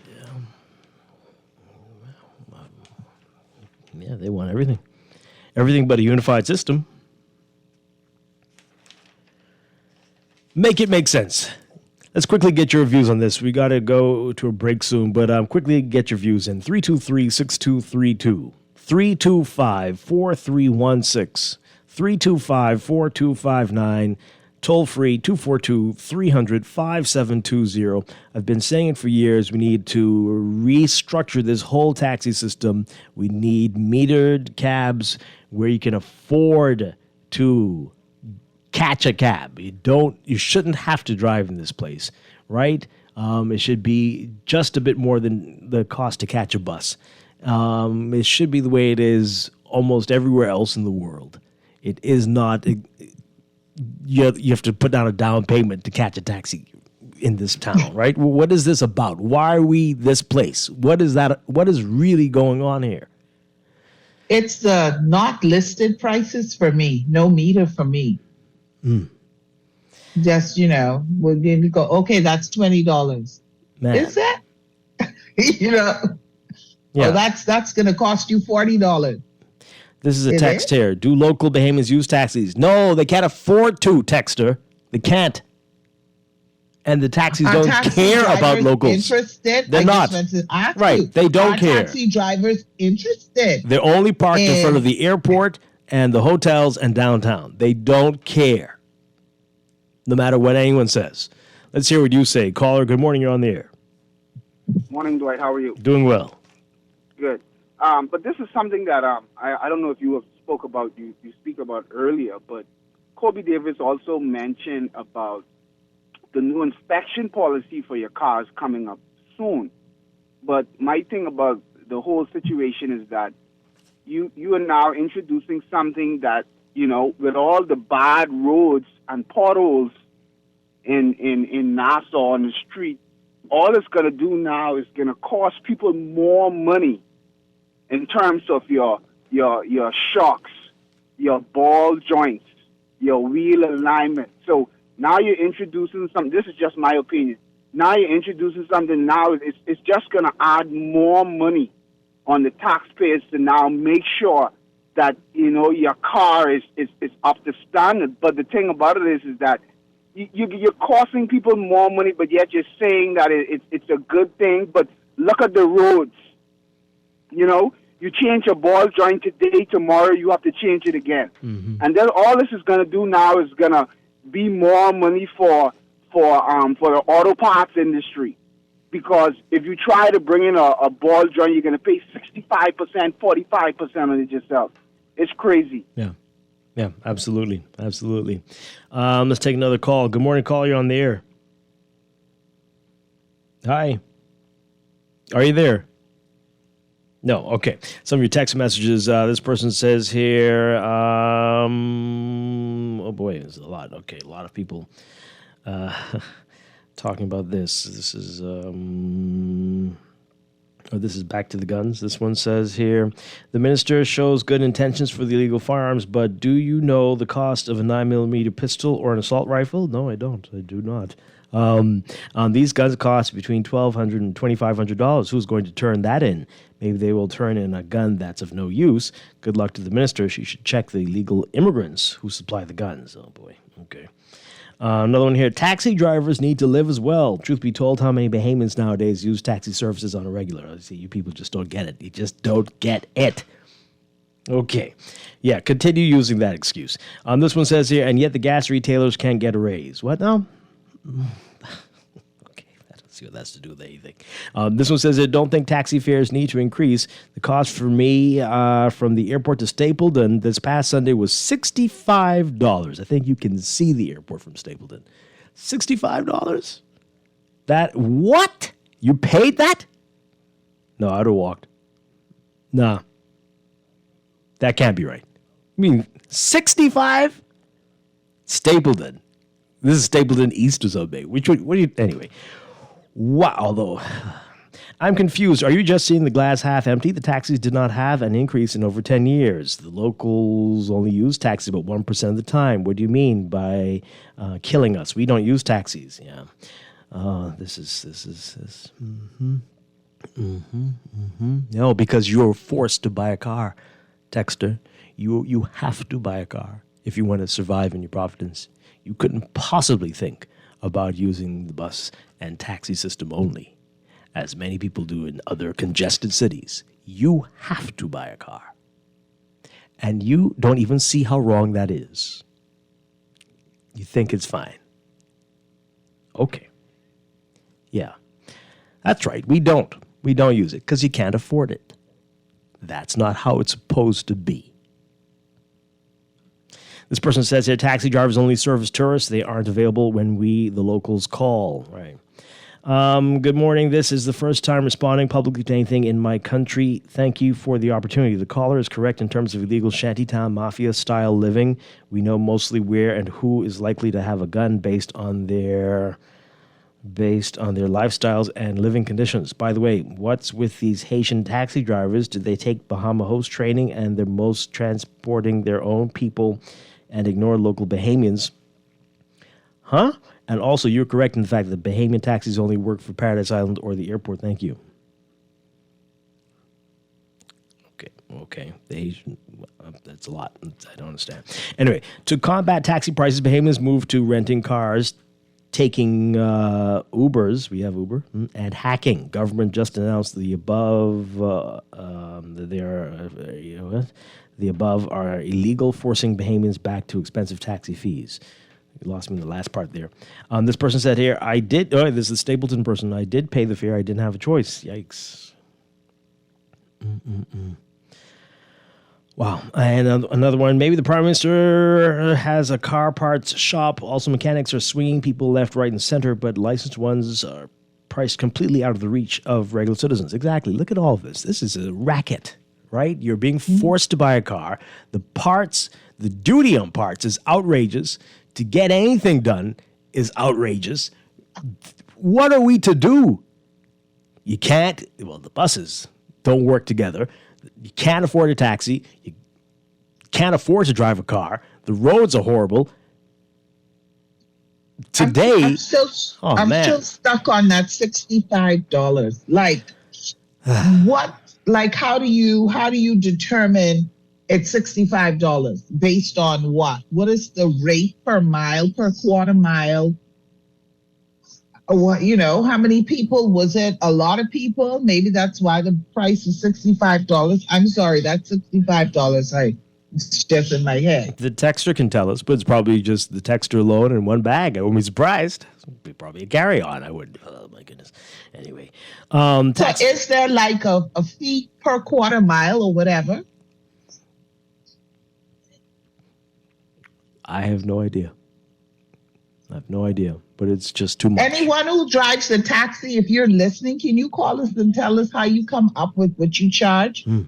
Because most of them don't have meters, or do. No, it's a set. No meters. The meter business. So how do you come up with how it's set? What's the science behind how you charge? Does the government use science in anything? The government sets the rate, and everybody's happy. The taxi drivers are happy, at least. The public, no.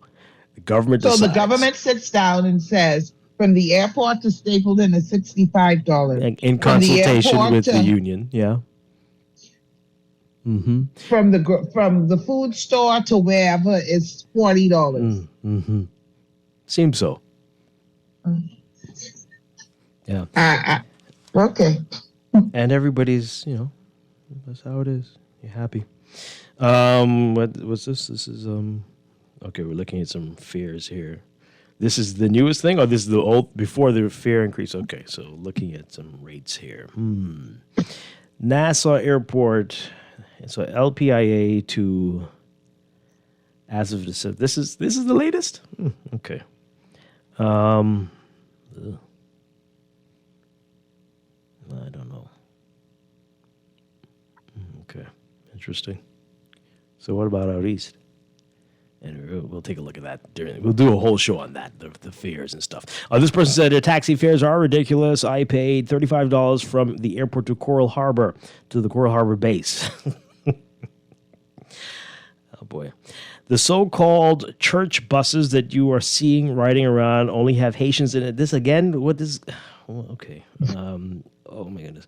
LPIA to South Ocean, $35, and the poorly dressed driver of the broken-down bus asked for a tip.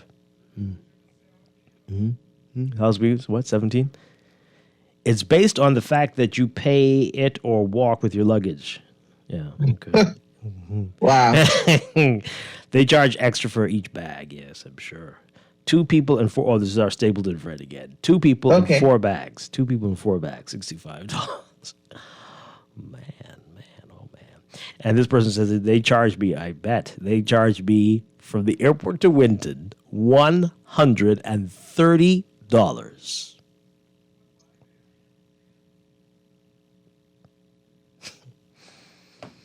Bang on the table. Bang on the table for that. What's going on? What's really going on here? Let's say, boy. Let's take one call and we got to go. Good morning, caller. You're on the air. Hey, Dwight. Good morning. Good morning, Laverne. Hi. Good morning. You know, this is so confusing. There's a couple things that pops out instantly for me. Firstly, you know, the journey from, for instance, from the airport to Winton, for instance, was that heavy in traffic, or is it a straight run? I know the run between the airport and Stapleton is a very straight run, especially with the new highway, because I used to live in Stapleton.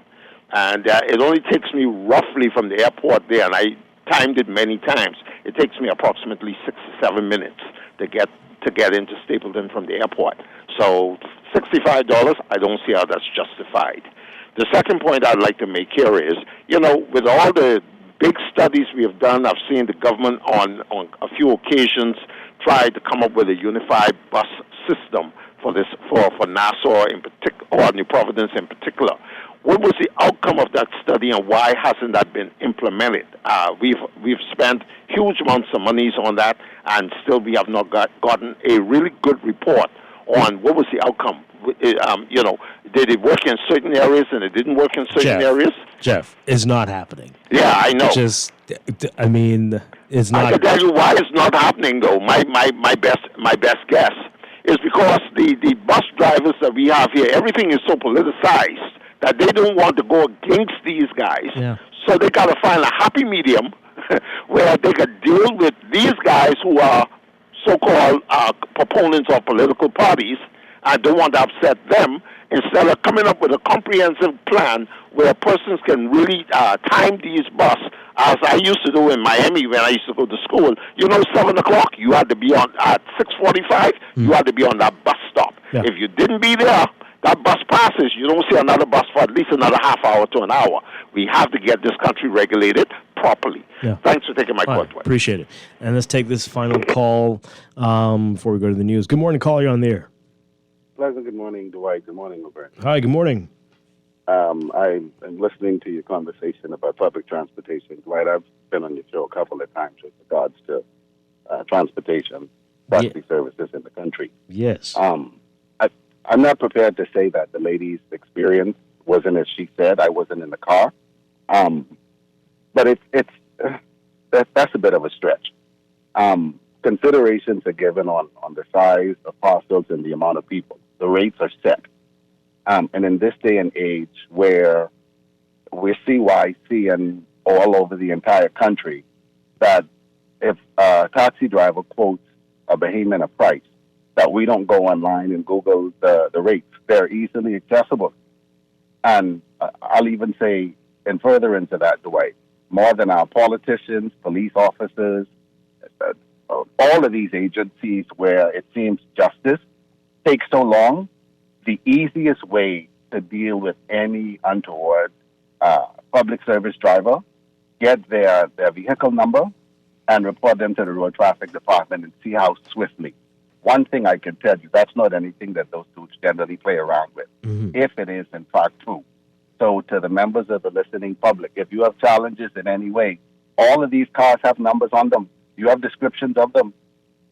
And if you feel like you were ill-treated, you were overcharged, legitimately, and it's in contravention of the rates that the road traffic department said, then report it to the road traffic department. That $65 thing sounds, I want to see the bags. I'd like to see some footage. That seems a little far-fetched. It really does. And what about 130 to Winton? What about that? And again, I don't know what that circumstance is. Jeff brought up an interesting point. Even though the rates are the rates from one place to the other, from the airport to Winton, if traffic is a scenario, your set rate changes automatically once it's over an hour. Those are clearly defined. Again, on those rate sheets, it's the last, unless it's been, I think there was an increase recently, but the old rate for taxi was $70 an hour. That's the hourly rate. And if you're sitting in traffic somewhere, that's somebody's time. I don't know anybody that goes to work and give the boss overtime and then say you could keep the money. I don't. But the best advice I could give to members of the public, if you use public transportation, Google the rate sheets, download them. Anything contrary, report it to the road traffic department. Wow. You'll get your justice quickly. All right. Well, Chadson, we got to have you on soon so we can have a full discussion again about this because, again, as you know, I have a major issue with the way we are running the taxi system on this island. This is not the way I believe it should be going. And we are, again, forcing people who live here to have vehicles, and often they can't afford them. And this is unfair. And nobody's trying to make anything better at all. But hey, we're going to take a break. When we come back, a lot to talk about. We've got Doctors Hospital, Primary Care Reimagined, and a symposium that's coming up. Plus, we want to get to Municipal Government Week. We're going to go through that proposal for local government for New Providence. And this same issue with taxis and buses could have been addressed had we gone this direction, I suspect. We're going to get into all of that in our 9 o'clock hour. Stay with us. Wednesday, stress. Thursday, stress. Friday, stress. Oh, Saturday, stress. Even Sunday, the only rest day. Stress. Ready to save? You can put $100 into the CFAL Savings Express Plan and make sure your money keeps growing. Earn interest on your savings while you're sleeping, eating, or standing in line at the bank. Ready to invest? Start by putting $1,000 into our mutual funds and earn interest there too. Because at CFAL, your interest is our interest. Visit CFAL.com to start now. CFAL, growing wealth for future generations of Bahamians. I'm Lasagna Mizik, Managing Director of RBC Royal Bank Bahamas, with some big news that will elevate your debit card experience. RBC's new Visa Debit Chip Card will soon be here. To make things easier for you, we're offering free FedEx delivery when you validate your contact details. No need to wait in line. We'll bring the card straight to you. Call 356-8500. Select option 7 for Visa Debit Direct Line and update your delivery address. Our team is available weekdays between 9 a.m. to 5 p.m. Take advantage of the security and convenience of chip and PIN technology. Free delivery is for a limited time, so act now. Indulge in an experience that awakens your senses with Nescafe Gold. Premium Arabica coffee beans, carefully selected, roasted to perfection, and finely ground, resulting in a unique and unmatched flavor and aroma that captivates the senses. Enticing aroma, smooth taste. Elevate your coffee experience with Nescafe Gold. The Access Accelerator Small Business Development Center is here to help small businesses throughout the entire Bahamas. To better serve you, we've made it easier to contact us. Call 461-7232, WhatsApp 359-0626 or 359-2394, Email helpdesk@spdcbahamas.com or submit a ticket when you visit our help center at accessaccelerator.org. The Access Accelerator, empowering small business. At Wendy's, we are different. We don't just use beef. It's fresh, never frozen. Our burgers are square because we never cut corners. Served hot off the grill with fresh lettuce, tomatoes, onions, and American cheese. We believe in fast food done right. Always serving fresh, never frozen beef. Order a hot, juicy Dave single, double, or triple. Made with fresh, never frozen beef. Now only at Wendy's. Different inside and out. Total Auto Care on Howard Road offers fast, quality auto maintenance at the very best prices. Tune-ups, oil changes, brakes, suspension, wheel alignments, radiators, water pump replacements, and more.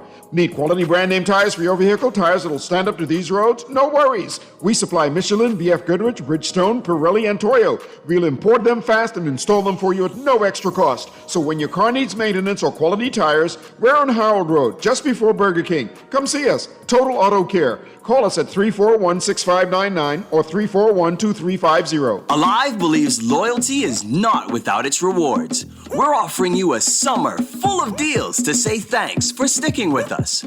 Enjoy free roaming, free data, cash back, and more incredible deals with the certified fastest network in the country and top-rated service. Alive gives you something worth holding on to.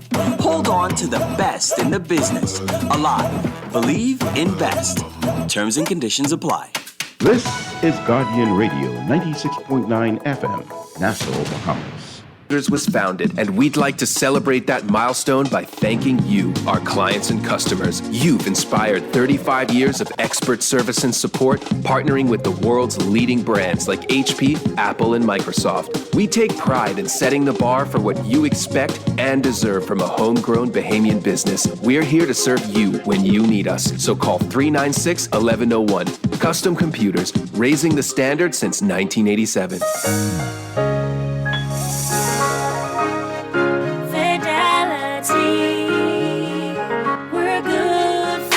My business couldn't survive without my credit card machine from Fidelity. It's fast, convenient, and my clients love it. My sales increase, and I can track my earnings. Get your credit card machine from Fidelity today. Call 356-7764. Screws and Fasteners World, Balfour Avenue and Palm Beach Street, has those hard-to-find fasteners for you right now. You can find stainless steel regular hex, carriage bolts, galvanized bolts, threaded rods, nails, self-tap screws, sex bolts, anchor bolts, turnbuckles, masonry tools, hand tools, and weed whacker strings. Check out the rope selection and car body fasteners too. Special orders are welcome. It's your #1 fastener store. Screws and Fasteners World, Balfour Avenue and Palm Beach Streets. Call 326-1976. This is Guardian Radio 96.9 FM. Fresh news, smart talk, all day. The views and opinions of the hosts and guests are their own and do not necessarily reflect the position of the management and staff of Guardian Network. Wake up, it's a new day. Wake up, it's a new day.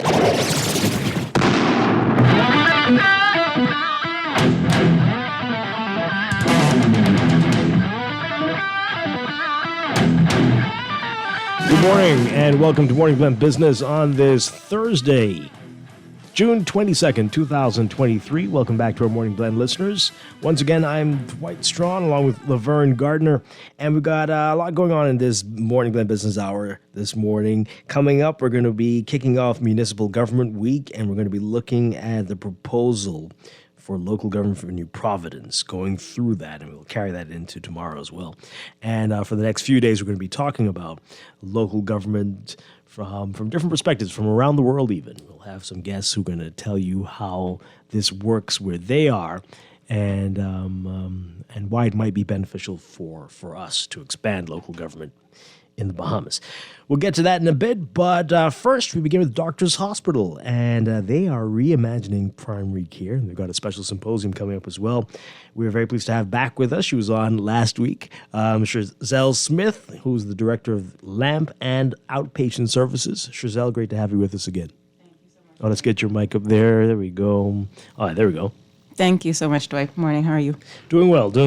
All right, so let's talk about this. We'll begin with the primary care reimagined. What are we talking about here? Sure, no problem.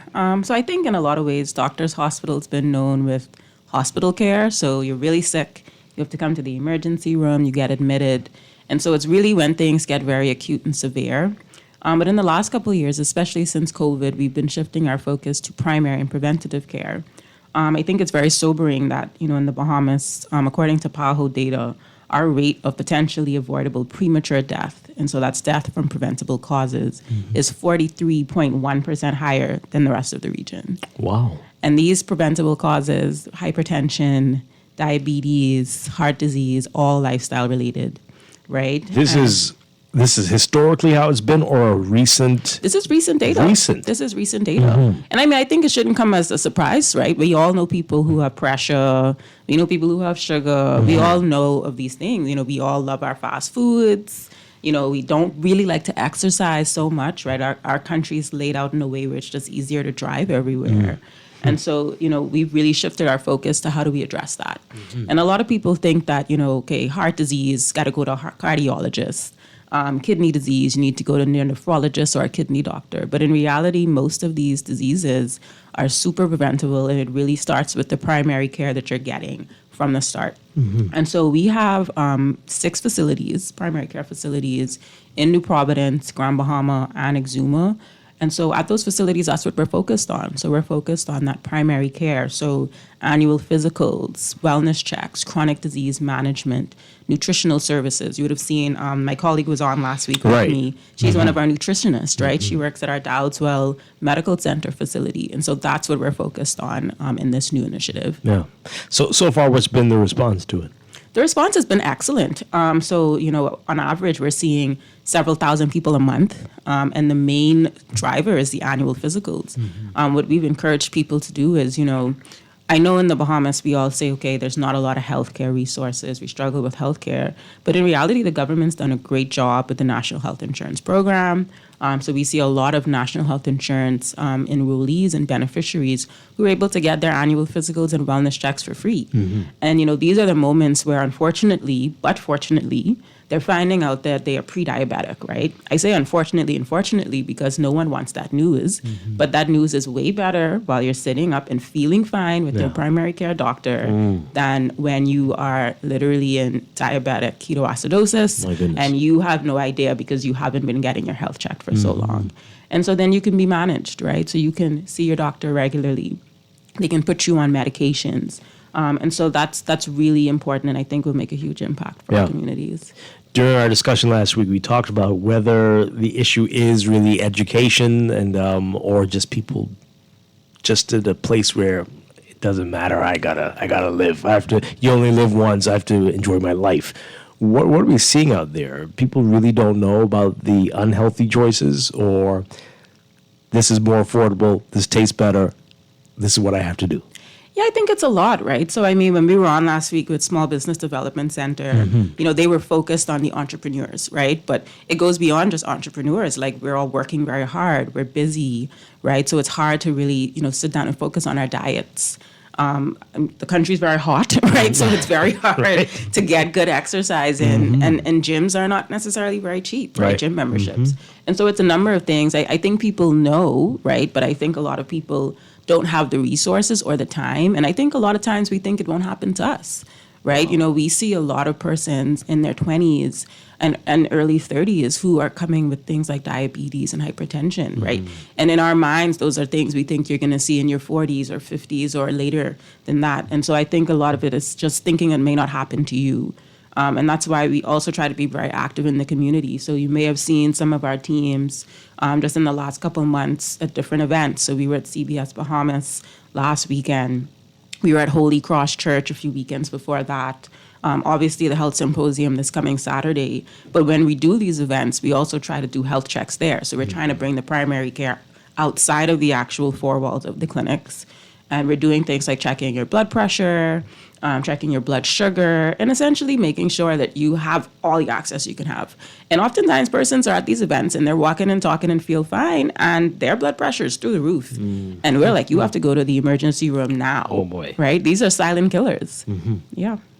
Well, we've heard historically that a lot of men don't respond well to this type of talk. Are you seeing any changes in those attitudes? So that's a good question because it is Men's Month. So that's such a cultural thing. So what do we see a lot of? We see a lot of women, they're calling or they're online booking their annual physicals, and they're booking for their husbands at the same time. Wow. Right? So we still really struggle with men, really taking the initiative for their health, especially before it gets serious. So we actually on Saturday, one of the things that we're going to have is a men's health talk. So we want to talk to men about, why it's important to have your physicals, and it's important to eat right and all those different things, so that the burden isn't just on the women. Right. To encourage this them is to even get men who those have services. insurance and have NHI, Yes. yet they still aren't taking advantage Yes. of those checkups. Absolutely. Yeah. Absolutely. Some, they're proud to say, I haven't been to a doctor in 5 years. And you're like, no, that's not good. That is not good. Everybody needs to do their annual physical. It's literally called a wellness visit, right? It's just to assess how well are you. And the best case scenario is you are perfectly fine, clean bill of health. We'll see you next year. But of course, if there is something wrong, let's manage it. Let's keep you out of the hospital. And that's so important to us. Do we have we figured it out what it is? Why men are so reluctant to do this? I don't know. You may be able to tell me. I know a lot of men who are, but I know a whole lot of men who refuse to. Yes, a lot of men do. And they can't really explain to you why. A lot of men do, and I think it's also the vulnerability, right? It's a lot of vulnerability, but we're still trying to get men to be, because our life expectancy, our men die before us, right? So we're outliving you guys, and we don't really want that to happen. So we're trying to really get men on board with this. Laverne, do you have any idea? How's your husband with this? He's not one of those guys, right? He absolutely is one of those guys who will get his physical. He likes to go to the doctor. We love that. That's the best way I can describe it. Oh, wow. He gets his physical when he's supposed to, gets his prostate checked, as uncomfortable as that exam is, but he does it. He has his own blood pressure machine. We love this. Really? We love this. Okay. Yeah. All right. Well, that's good. That's good. So we need to hear That's our more favorite stories like that. patient. Exactly. More stories like that. Yeah. Very disciplined. And if the doctor tells him something, he follows it to the letter. Okay. All right. We love that. That's great we stuff. love that. Right. And that's actually I'm a little good less point. disciplined. Oh, it's you. Okay. But she makes a good point, though, following it to the letter, because that's another thing we struggle with as a culture, right? We don't like to claim things. So you may be like, okay, your pressure's really elevated. It's been elevated. You need to be on meds. We don't want to claim that. So they don't take the meds. Right. Right. This But is they'll not take women. anything that a friend recommends. If you drink this at this time of the day, backwards and upside down, this will be fine. Yes. And what is that about? A lot that's very cultural, right? And then I think there can be a mistrust Some of sometimes. those things work. Oh, okay. Yeah, don't get me wrong, right? So like, If you're I'm upside hypertensive. down at the right time of day, girl, hey, you it coming with works. something else. I'm hypertensive, and I know, for instance, like celery juice is really good for that. And so even though I take my meds, I'm also drinking my celery juice, but I'm still taking my meds because I know that hypertension leads to other consequences, like chronic kidney disease, kidney failure, dialysis. I don't want those things. And while I'm happy to stand upside down as well, I would really, really like to use the methods that I know are proven and really trust my doctor. So I think that's really important, making sure that you adhere to what the physician has recommended and stay in touch with them. Like we do telehealth as well. So most times when we're following up with patients, they don't actually have to come back to us physically. It can be a phone call, it can be a video chat. And that also is better for person's schedules, and it just makes it easier to keep in touch and manage your healthcare. All right.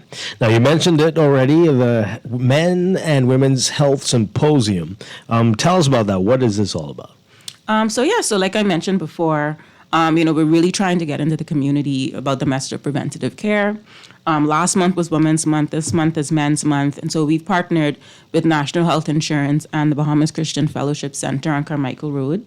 And so what we're going to be hosting on Saturday morning from 8 a.m. to 11 a.m. this coming Saturday. So women's and men's health talk. So the women's talk is going to be given by Dr. Dorita Francis Phillips, our OBGYN, and the men's health talk will be given by Dr. Rodlin Malcolm, one of our primary care physicians. We're going to be doing complete health checks, so cholesterol, blood pressure, blood glucose, body mass index. And so you can be able to get all of that done for free.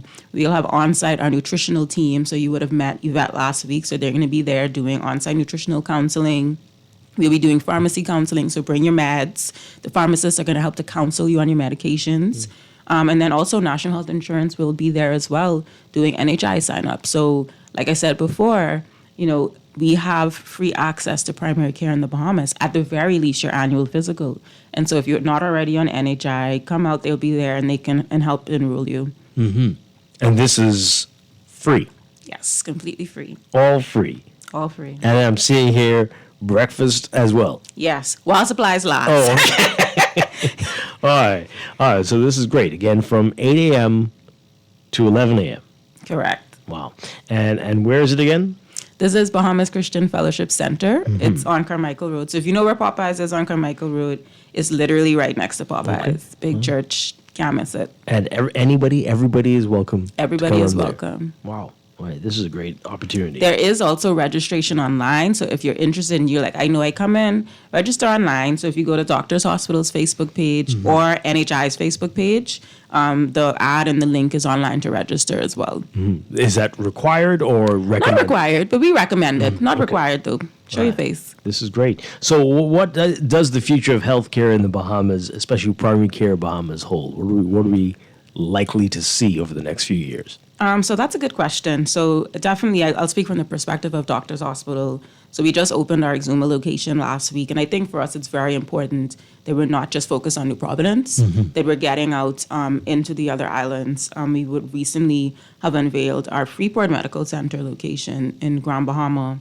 And so for us, it's actually, we call it our EAGLE. So it's basically the acronym for the several islands. So Exuma, Abaco, Grand Bahama, Long Island, and Eleuthera. Okay. And so we're basically exploring what can we do in these environments. So I think the future is definitely expanding out of Nassau. Like Nassau, I love Nassau. I born and raised here, but really providing the same level of care to all Bahamians as much as possible. Wow. That's wonderful stuff.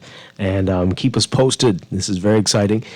Great talking with you again, Shazelle Smith. And keep this up. We might as well, be here every week. I mean, that's how it seems. Yeah, right. Okay. We would have no issue with that at all. Shazelle Smith, thank you so much for being with us. Thank you. Doctors Hospital, don't forget the Men and Women's Health Symposium, Saturday. I almost said tomorrow. Today is Thursday, right? Yeah, okay. You living better than me. Oh boy. Today is Thursday. Saturday in 2 days, right? Exactly. Bahamas Christian Fellowship Center. All right, appreciate it. All right, we're going to take a break. This is Morning Blend Business on Guardian Radio 96.9. We're talking about municipal government. Stay tuned.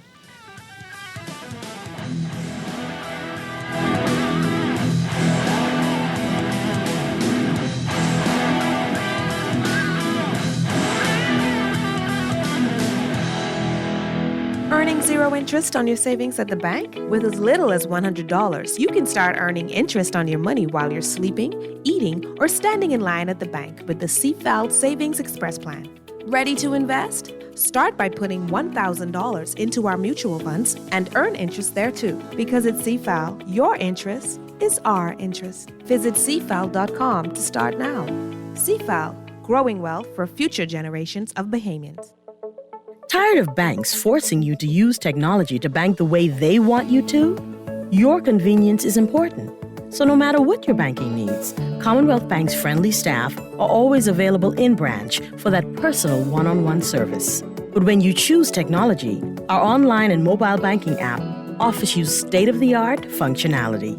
The choice is yours. Commonwealth Bank. Bank the way you want. The 50th Independence Secretariat invites you to celebrate 50 and get your praise on at the Sound of Jubilee National Gospel Concert, Sunday, June 25th, 6 p.m. at Bahamas Faith Ministries. One God, one people. Dressed to represent in your national colors. This event is absolutely free. Give God the glory and celebrate 50. It's the Sound of Jubilee National Gospel Concert this Sunday, June 25th, 6 p.m. at Bahamas Faith Ministries. Indulge in an experience that awakens your senses with Nescafe Gold. Premium Arabica coffee beans, carefully selected, roasted to perfection, and finely ground, resulting in a unique and unmatched flavor and aroma that captivates the senses. Enticing aroma, smooth taste. Elevate your coffee experience with Nescafe Gold. Girl, why you so sweaty? Charlotte getting ready for the Bahamas Games. Bahamas Games? What that is? The Games started in 1989 under the then Minister of Sports, Peter J. Bethel, and now Minister Mario Boleg. When the Games is? This July 7th to the 15th.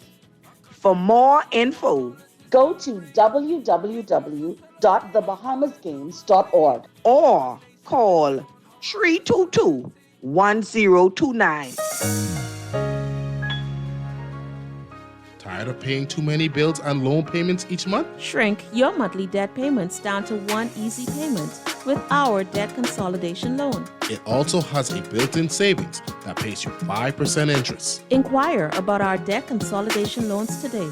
Call 356-7764.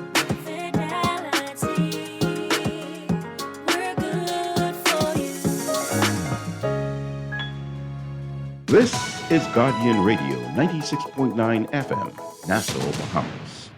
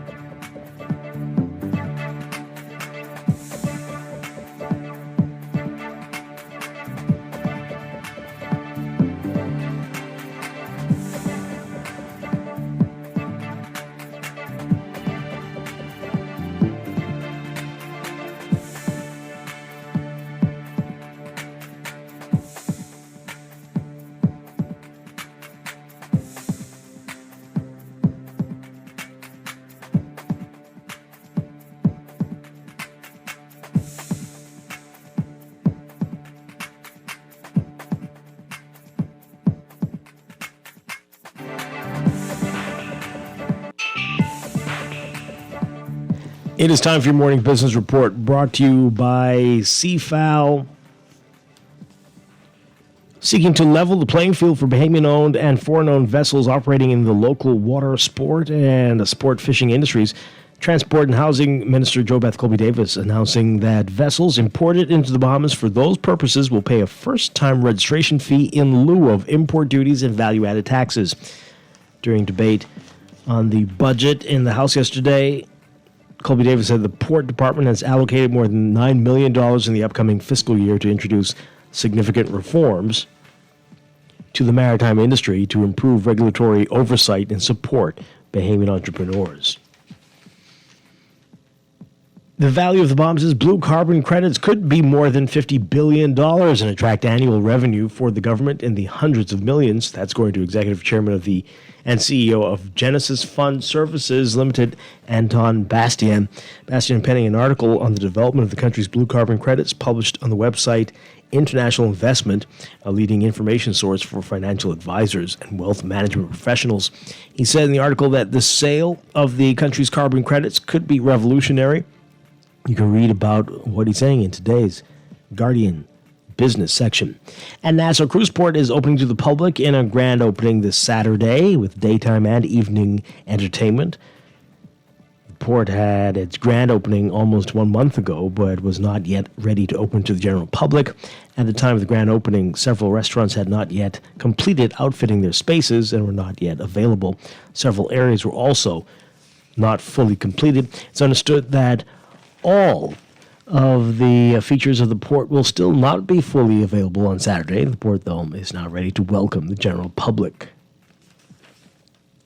Overseas, fears that the British economy is heading for recession mounted sharply today after the Bank of England raised borrowing costs by more than anticipated, seeking to combat stubbornly high inflation with a hike that will hit borrowers hard, particularly homeowners who have to refinance in the coming months.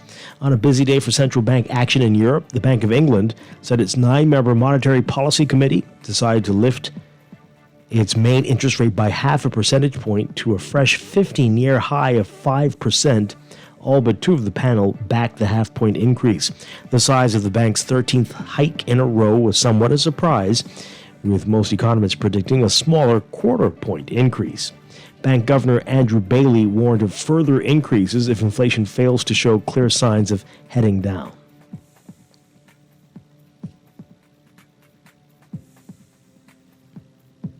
And in your Market Watch, recapping trading on the BISX from Wednesday.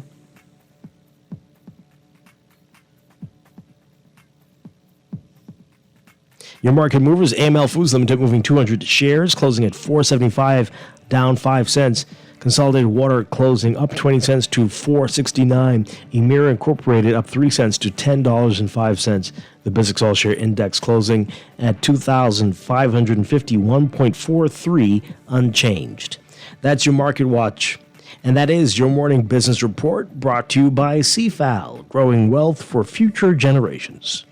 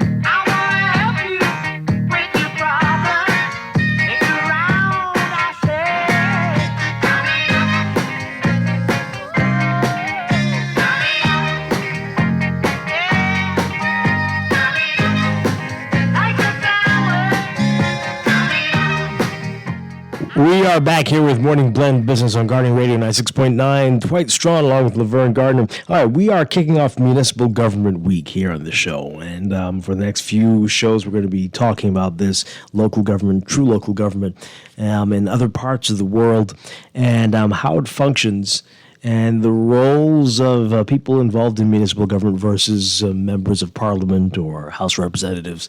and how everything is clearly delineated between various aspects of government officials. And so today we are going to begin with what was proposed under the Local Government for New Providence Advisory Committee. This was a report tabled handed over to the government in 2019. Local Government for New Providence. And this was the previous administration. The Mintz administration had promised to explore implementing Local Government for New Providence. And so a committee, of which I was a member, put together after much research, locally and internationally, talking to people all over the place about how this would work, put together a report. Now, this sadly did not get, you remember this, Laverne, when the government received the report, immediately the minister responsible for local government at the time, basically dismissed it and said, well, if we go with this you have to be careful about how much power you give people. Right. And what would the MPs be doing? What would the MPs be doing?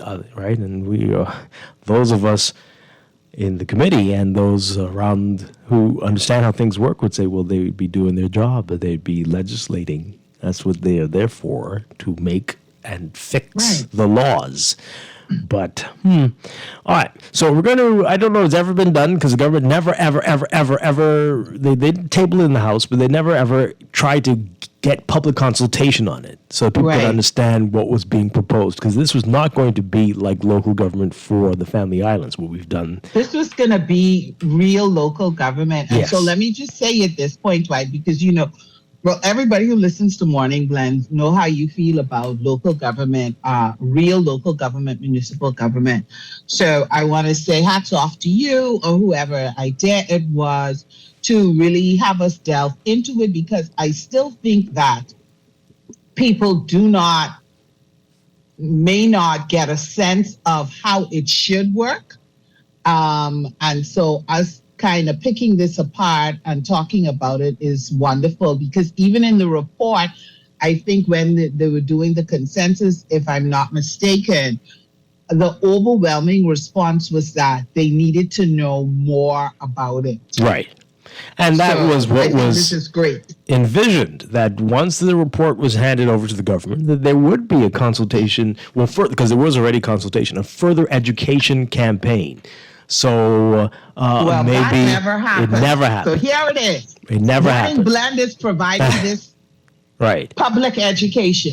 And some of the committee members did make media rounds when it was handed over to the government, but you didn't really get a sense. We didn't go anywhere with it. Right, of what this was all about. And so, and we're going to take our time with this. So even if this spills over to the next one, although we have other guests scheduled as well, as I said, they'll be from other parts of the world where there is central government or federal government and even provincial government or state government versus really local, right? So county, city, and really broken down. And nobody ever says too much government, because everybody has a role to play, and you know exactly who to go to for what.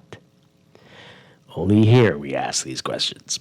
Okay, so let's read this. It's a lot in the report, so I cannot read all of it, but these are the key points on what was proposed. I think people need to pay attention, because some of this should be used for managing central government as well. So this is the preface, the preface, right? And this was written by the chairman, this part, at the time, the chairman of the committee was Senator Raynard Henfield at the time. All right.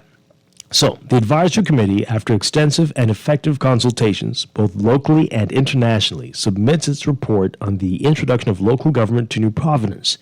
The recommended model ensures accountability, transparency, self-sustainability, and participatory democracy. The advisory committee's recommendations are consistent with the F&M government's theme. It's the people's time. Oh boy, The committee's recommendations, if implemented, would afford the government the indisputable right to tout that it delivered on its campaign promise. For the first time in our history, New Providence residents would be able to shape the future development of their communities via duly elected district councils of community leaders whose focus will be to improve the quality of life and participate in solving vexing local community issues. Right? All right. So let's go forward to the executive summary of this. So the advisory committee's research and consultation over the 6-month period strongly recommends that the cabinet introduce a strong local government in New Providence during the 2020 local government election cycle. This is before COVID. So, right? Our findings during this research and consultative period also suggest that there be an overhaul of the Family Island local government system that was birthed in 1996 but remains in an infantile state. Deploying the 22-year-old Family Island system in New Providence will be a pointless exercise in an era when an extremely large portion of our citizenry and local government practitioners are publicly calling the system a charade. Local government in New Providence would exist to provide a level of community and island-wide coordination and cooperation by residents in addressing the numerous environmental, social, educational, economic, and infrastructural issues in the New Providence area. Local government will deepen democracy by introducing citizen participation in the decision-making process and administration of their communities and island. What local government does not do is seek to address national issues, which is a matter entirely in the dominion of central government and parliament. So, proposed structure and clearly defined roles. It is being proposed by the advisory committee that New Providence be divided into 5 districts, preferably with socioeconomic parity between the districts. A less desirable option would be dividing districts based on the number of registered voters. For an inclusive local government structure with a focus on sustainability, we strongly suggest proceeding on the basis of socioeconomic parity. 5 districts. We strongly recommend introducing a mayor and council model so that there is a separation of powers in the operation of the system. More specifically, the council would be the policy-making body, whilst the mayor would have responsibility for the administrative body, inclusive of full-time staff to address the district needs on a daily basis. To run as a council member, the individual would have to live in the community. To run as a mayor, the individual would have to live within the district, the collection of all the communities in a local government region. All right, so we understand that. So they're going to proposed a number of council members within the district and 1 mayor for each district. And so let's pick, okay. Let's say, oh boy, I need to look at the map. But so you could live on this street and you'd be in that district and you'd be the representative for that street. Right? Or this collection, these 2 streets, these parallel streets. But the mayor will be somewhere from when there. This mayor can't be living on a different island and trying to tell you what to do. They'd all have to be from that area. It has to be from your community. That's right. We propose ongoing training throughout the term of office. Ongoing training throughout the term of office for all council members and mayors. The well-trained council would be required to debate local issues and pass resolutions with the oversight and guidance of a central government figure. We propose that this central government oversight figure be an assistant deputy director of local government who would apprise the minister responsible for local government on council deliberations and ensure that all councils are apprised of government policies, regulations, and laws. The various working relationships between councils, mayors, and the administrative staff, members of parliament, and central government are crucial for the success of local governments worldwide, as each of the 5 districts would be comprised of 4 to 6 constituencies. It is being proposed that the respective councils be constituted of an odd number of council members from the various parts of the district. Additionally, it is recommended that committees be established for councils or mayors and the members of parliament in the districts to network and complement each other. This local government structure may invite cabinet to make a pronouncement on the role of MPs in light of the introduction of this new tier of governance.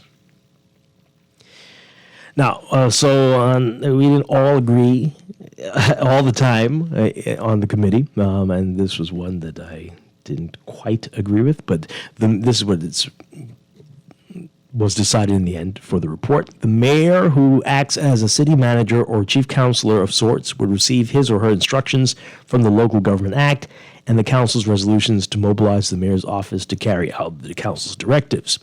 The mayor does not determine the vision or agenda for the district. He merely manages and carries out the council's resolutions and mandates. The mayor would clearly need to be an individual with exceptional skills for management and execution. The mayor's office, which we strongly recommend should be full-time with professional staff, can be organized into departments to address local concerns and the council's focus, for instance. All right, we'll get to that in a second. Now, I didn't agree with this entirely. I think we should have strong mayors and that the council should be holding the mayors accountable. The mayor should have the vision. The mayor should be the one with, this is the plan, this is what I want to do, and this council needs to help me to deliver this to you, the people. And if I don't do this, after the time is up, you need to kick me out of office, that kind of thing. I think that is more... Since we're going over this, let's stick to what this says before we conflate, and then we have people calling in and speaking to what you thought should happen, opposed to let's just talk about the proposal. But I just need people to know there are two different models, and there are pros and cons to both. So just keep that in mind, that you could do it like this, or you could do it another way. And in fact, over the next few days, you'll see how different places do it, and some do have strong mayors and some don't. So, and there are definitely pros and cons to both. All right, so they're saying that the mayor's office should have full-time staff, can be organized into departments to address local concerns, and the council's focus on maybe community and economic development and promotion, or education, innovation, and strategic planning, public relations and customer service and good governance, district regulations and legal aid, finance, budgeting, and auditing. But it says that each council should be required to A, meet publicly at least twice per month, B, publicize its agenda ahead of meetings and its minutes within a month thereafter, C, publicize the budget and expenditure on a quarterly basis, D, attend quarterly local government training sessions organized by the Ministry of Local Government for organizational evaluations and further training, and E, attend quarterly question and answer sessions within their respective communities. It says the mayors should be required to A, meet monthly with the minister or director of local government for the purposes of oversight and adherence to central government policies. B, meet monthly with their respective district members of parliament for the purposes of networking and collectively ensuring the district's issues are being resolved efficiently, fairly, and timely. C, conduct quarterly town hall meetings for the purposes of garnering consensus from the residents, thus ensuring inclusion, participation, and satisfactory response to the community concerns. D, meet monthly with the mayoral colleagues to share best practices, solutions to issues, and to ensure an island-wide focus is maintained in the local decisions. E, meet monthly with their respective council members before council sessions to ensure a good working relationship, that each councilor's community concerns and suggestions are being adhered to. F, host an annual district award ceremony to recognize district residents who've done exceptional community service. What now? Okay, well, whatever. Sure. And G, oversee all departments, mayor, staff, and vendors servicing the district council. H, advise the council on district, community, and island-wide matters. I, ensure implementation of council directives, and that they're carried out and that the overall quality of life for residents is enhanced. In essence, the recommendation is for a local government structure with various checks and balances, with tremendous citizen participation and adequate central government oversight designed to significantly improve the quality of life for residents on the island of New Providence. Now, it also talks about changing the mindset of the Bahamian people, which is going to be very desperately needed for this to work. Over the past 6 months, we found that introducing a strong local government system in New Providence and eventually the Family Islands would transform our communities and the mindset of our people. Interestingly enough, during one of our stakeholder interviews, a comment was made that, quote, "We are not a people with nothing looking for something."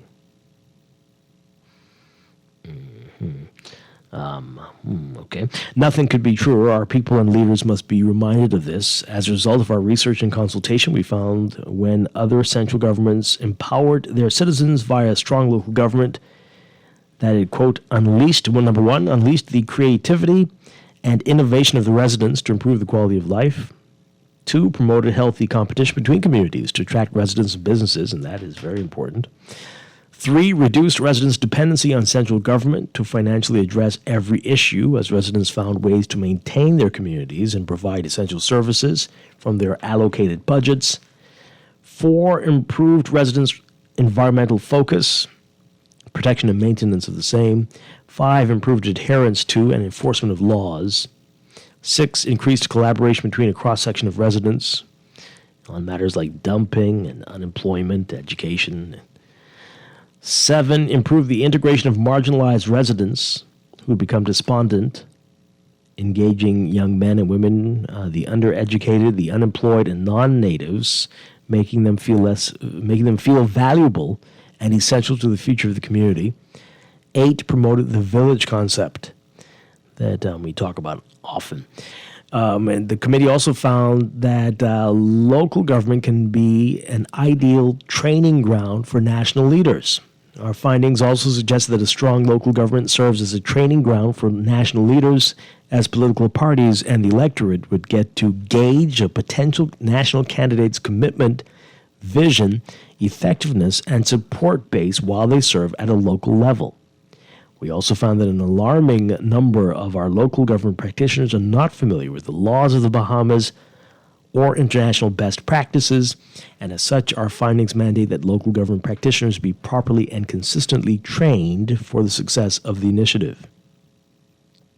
Our research shows that numerous jurisdictions offer local government certifications, and we are convinced that one of the keys to the success of the initiative is quality candidates or officials.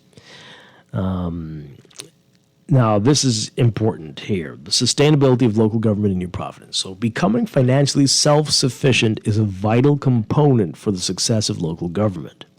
Towards this end, the revenue team considered the following as revenue sources for local government.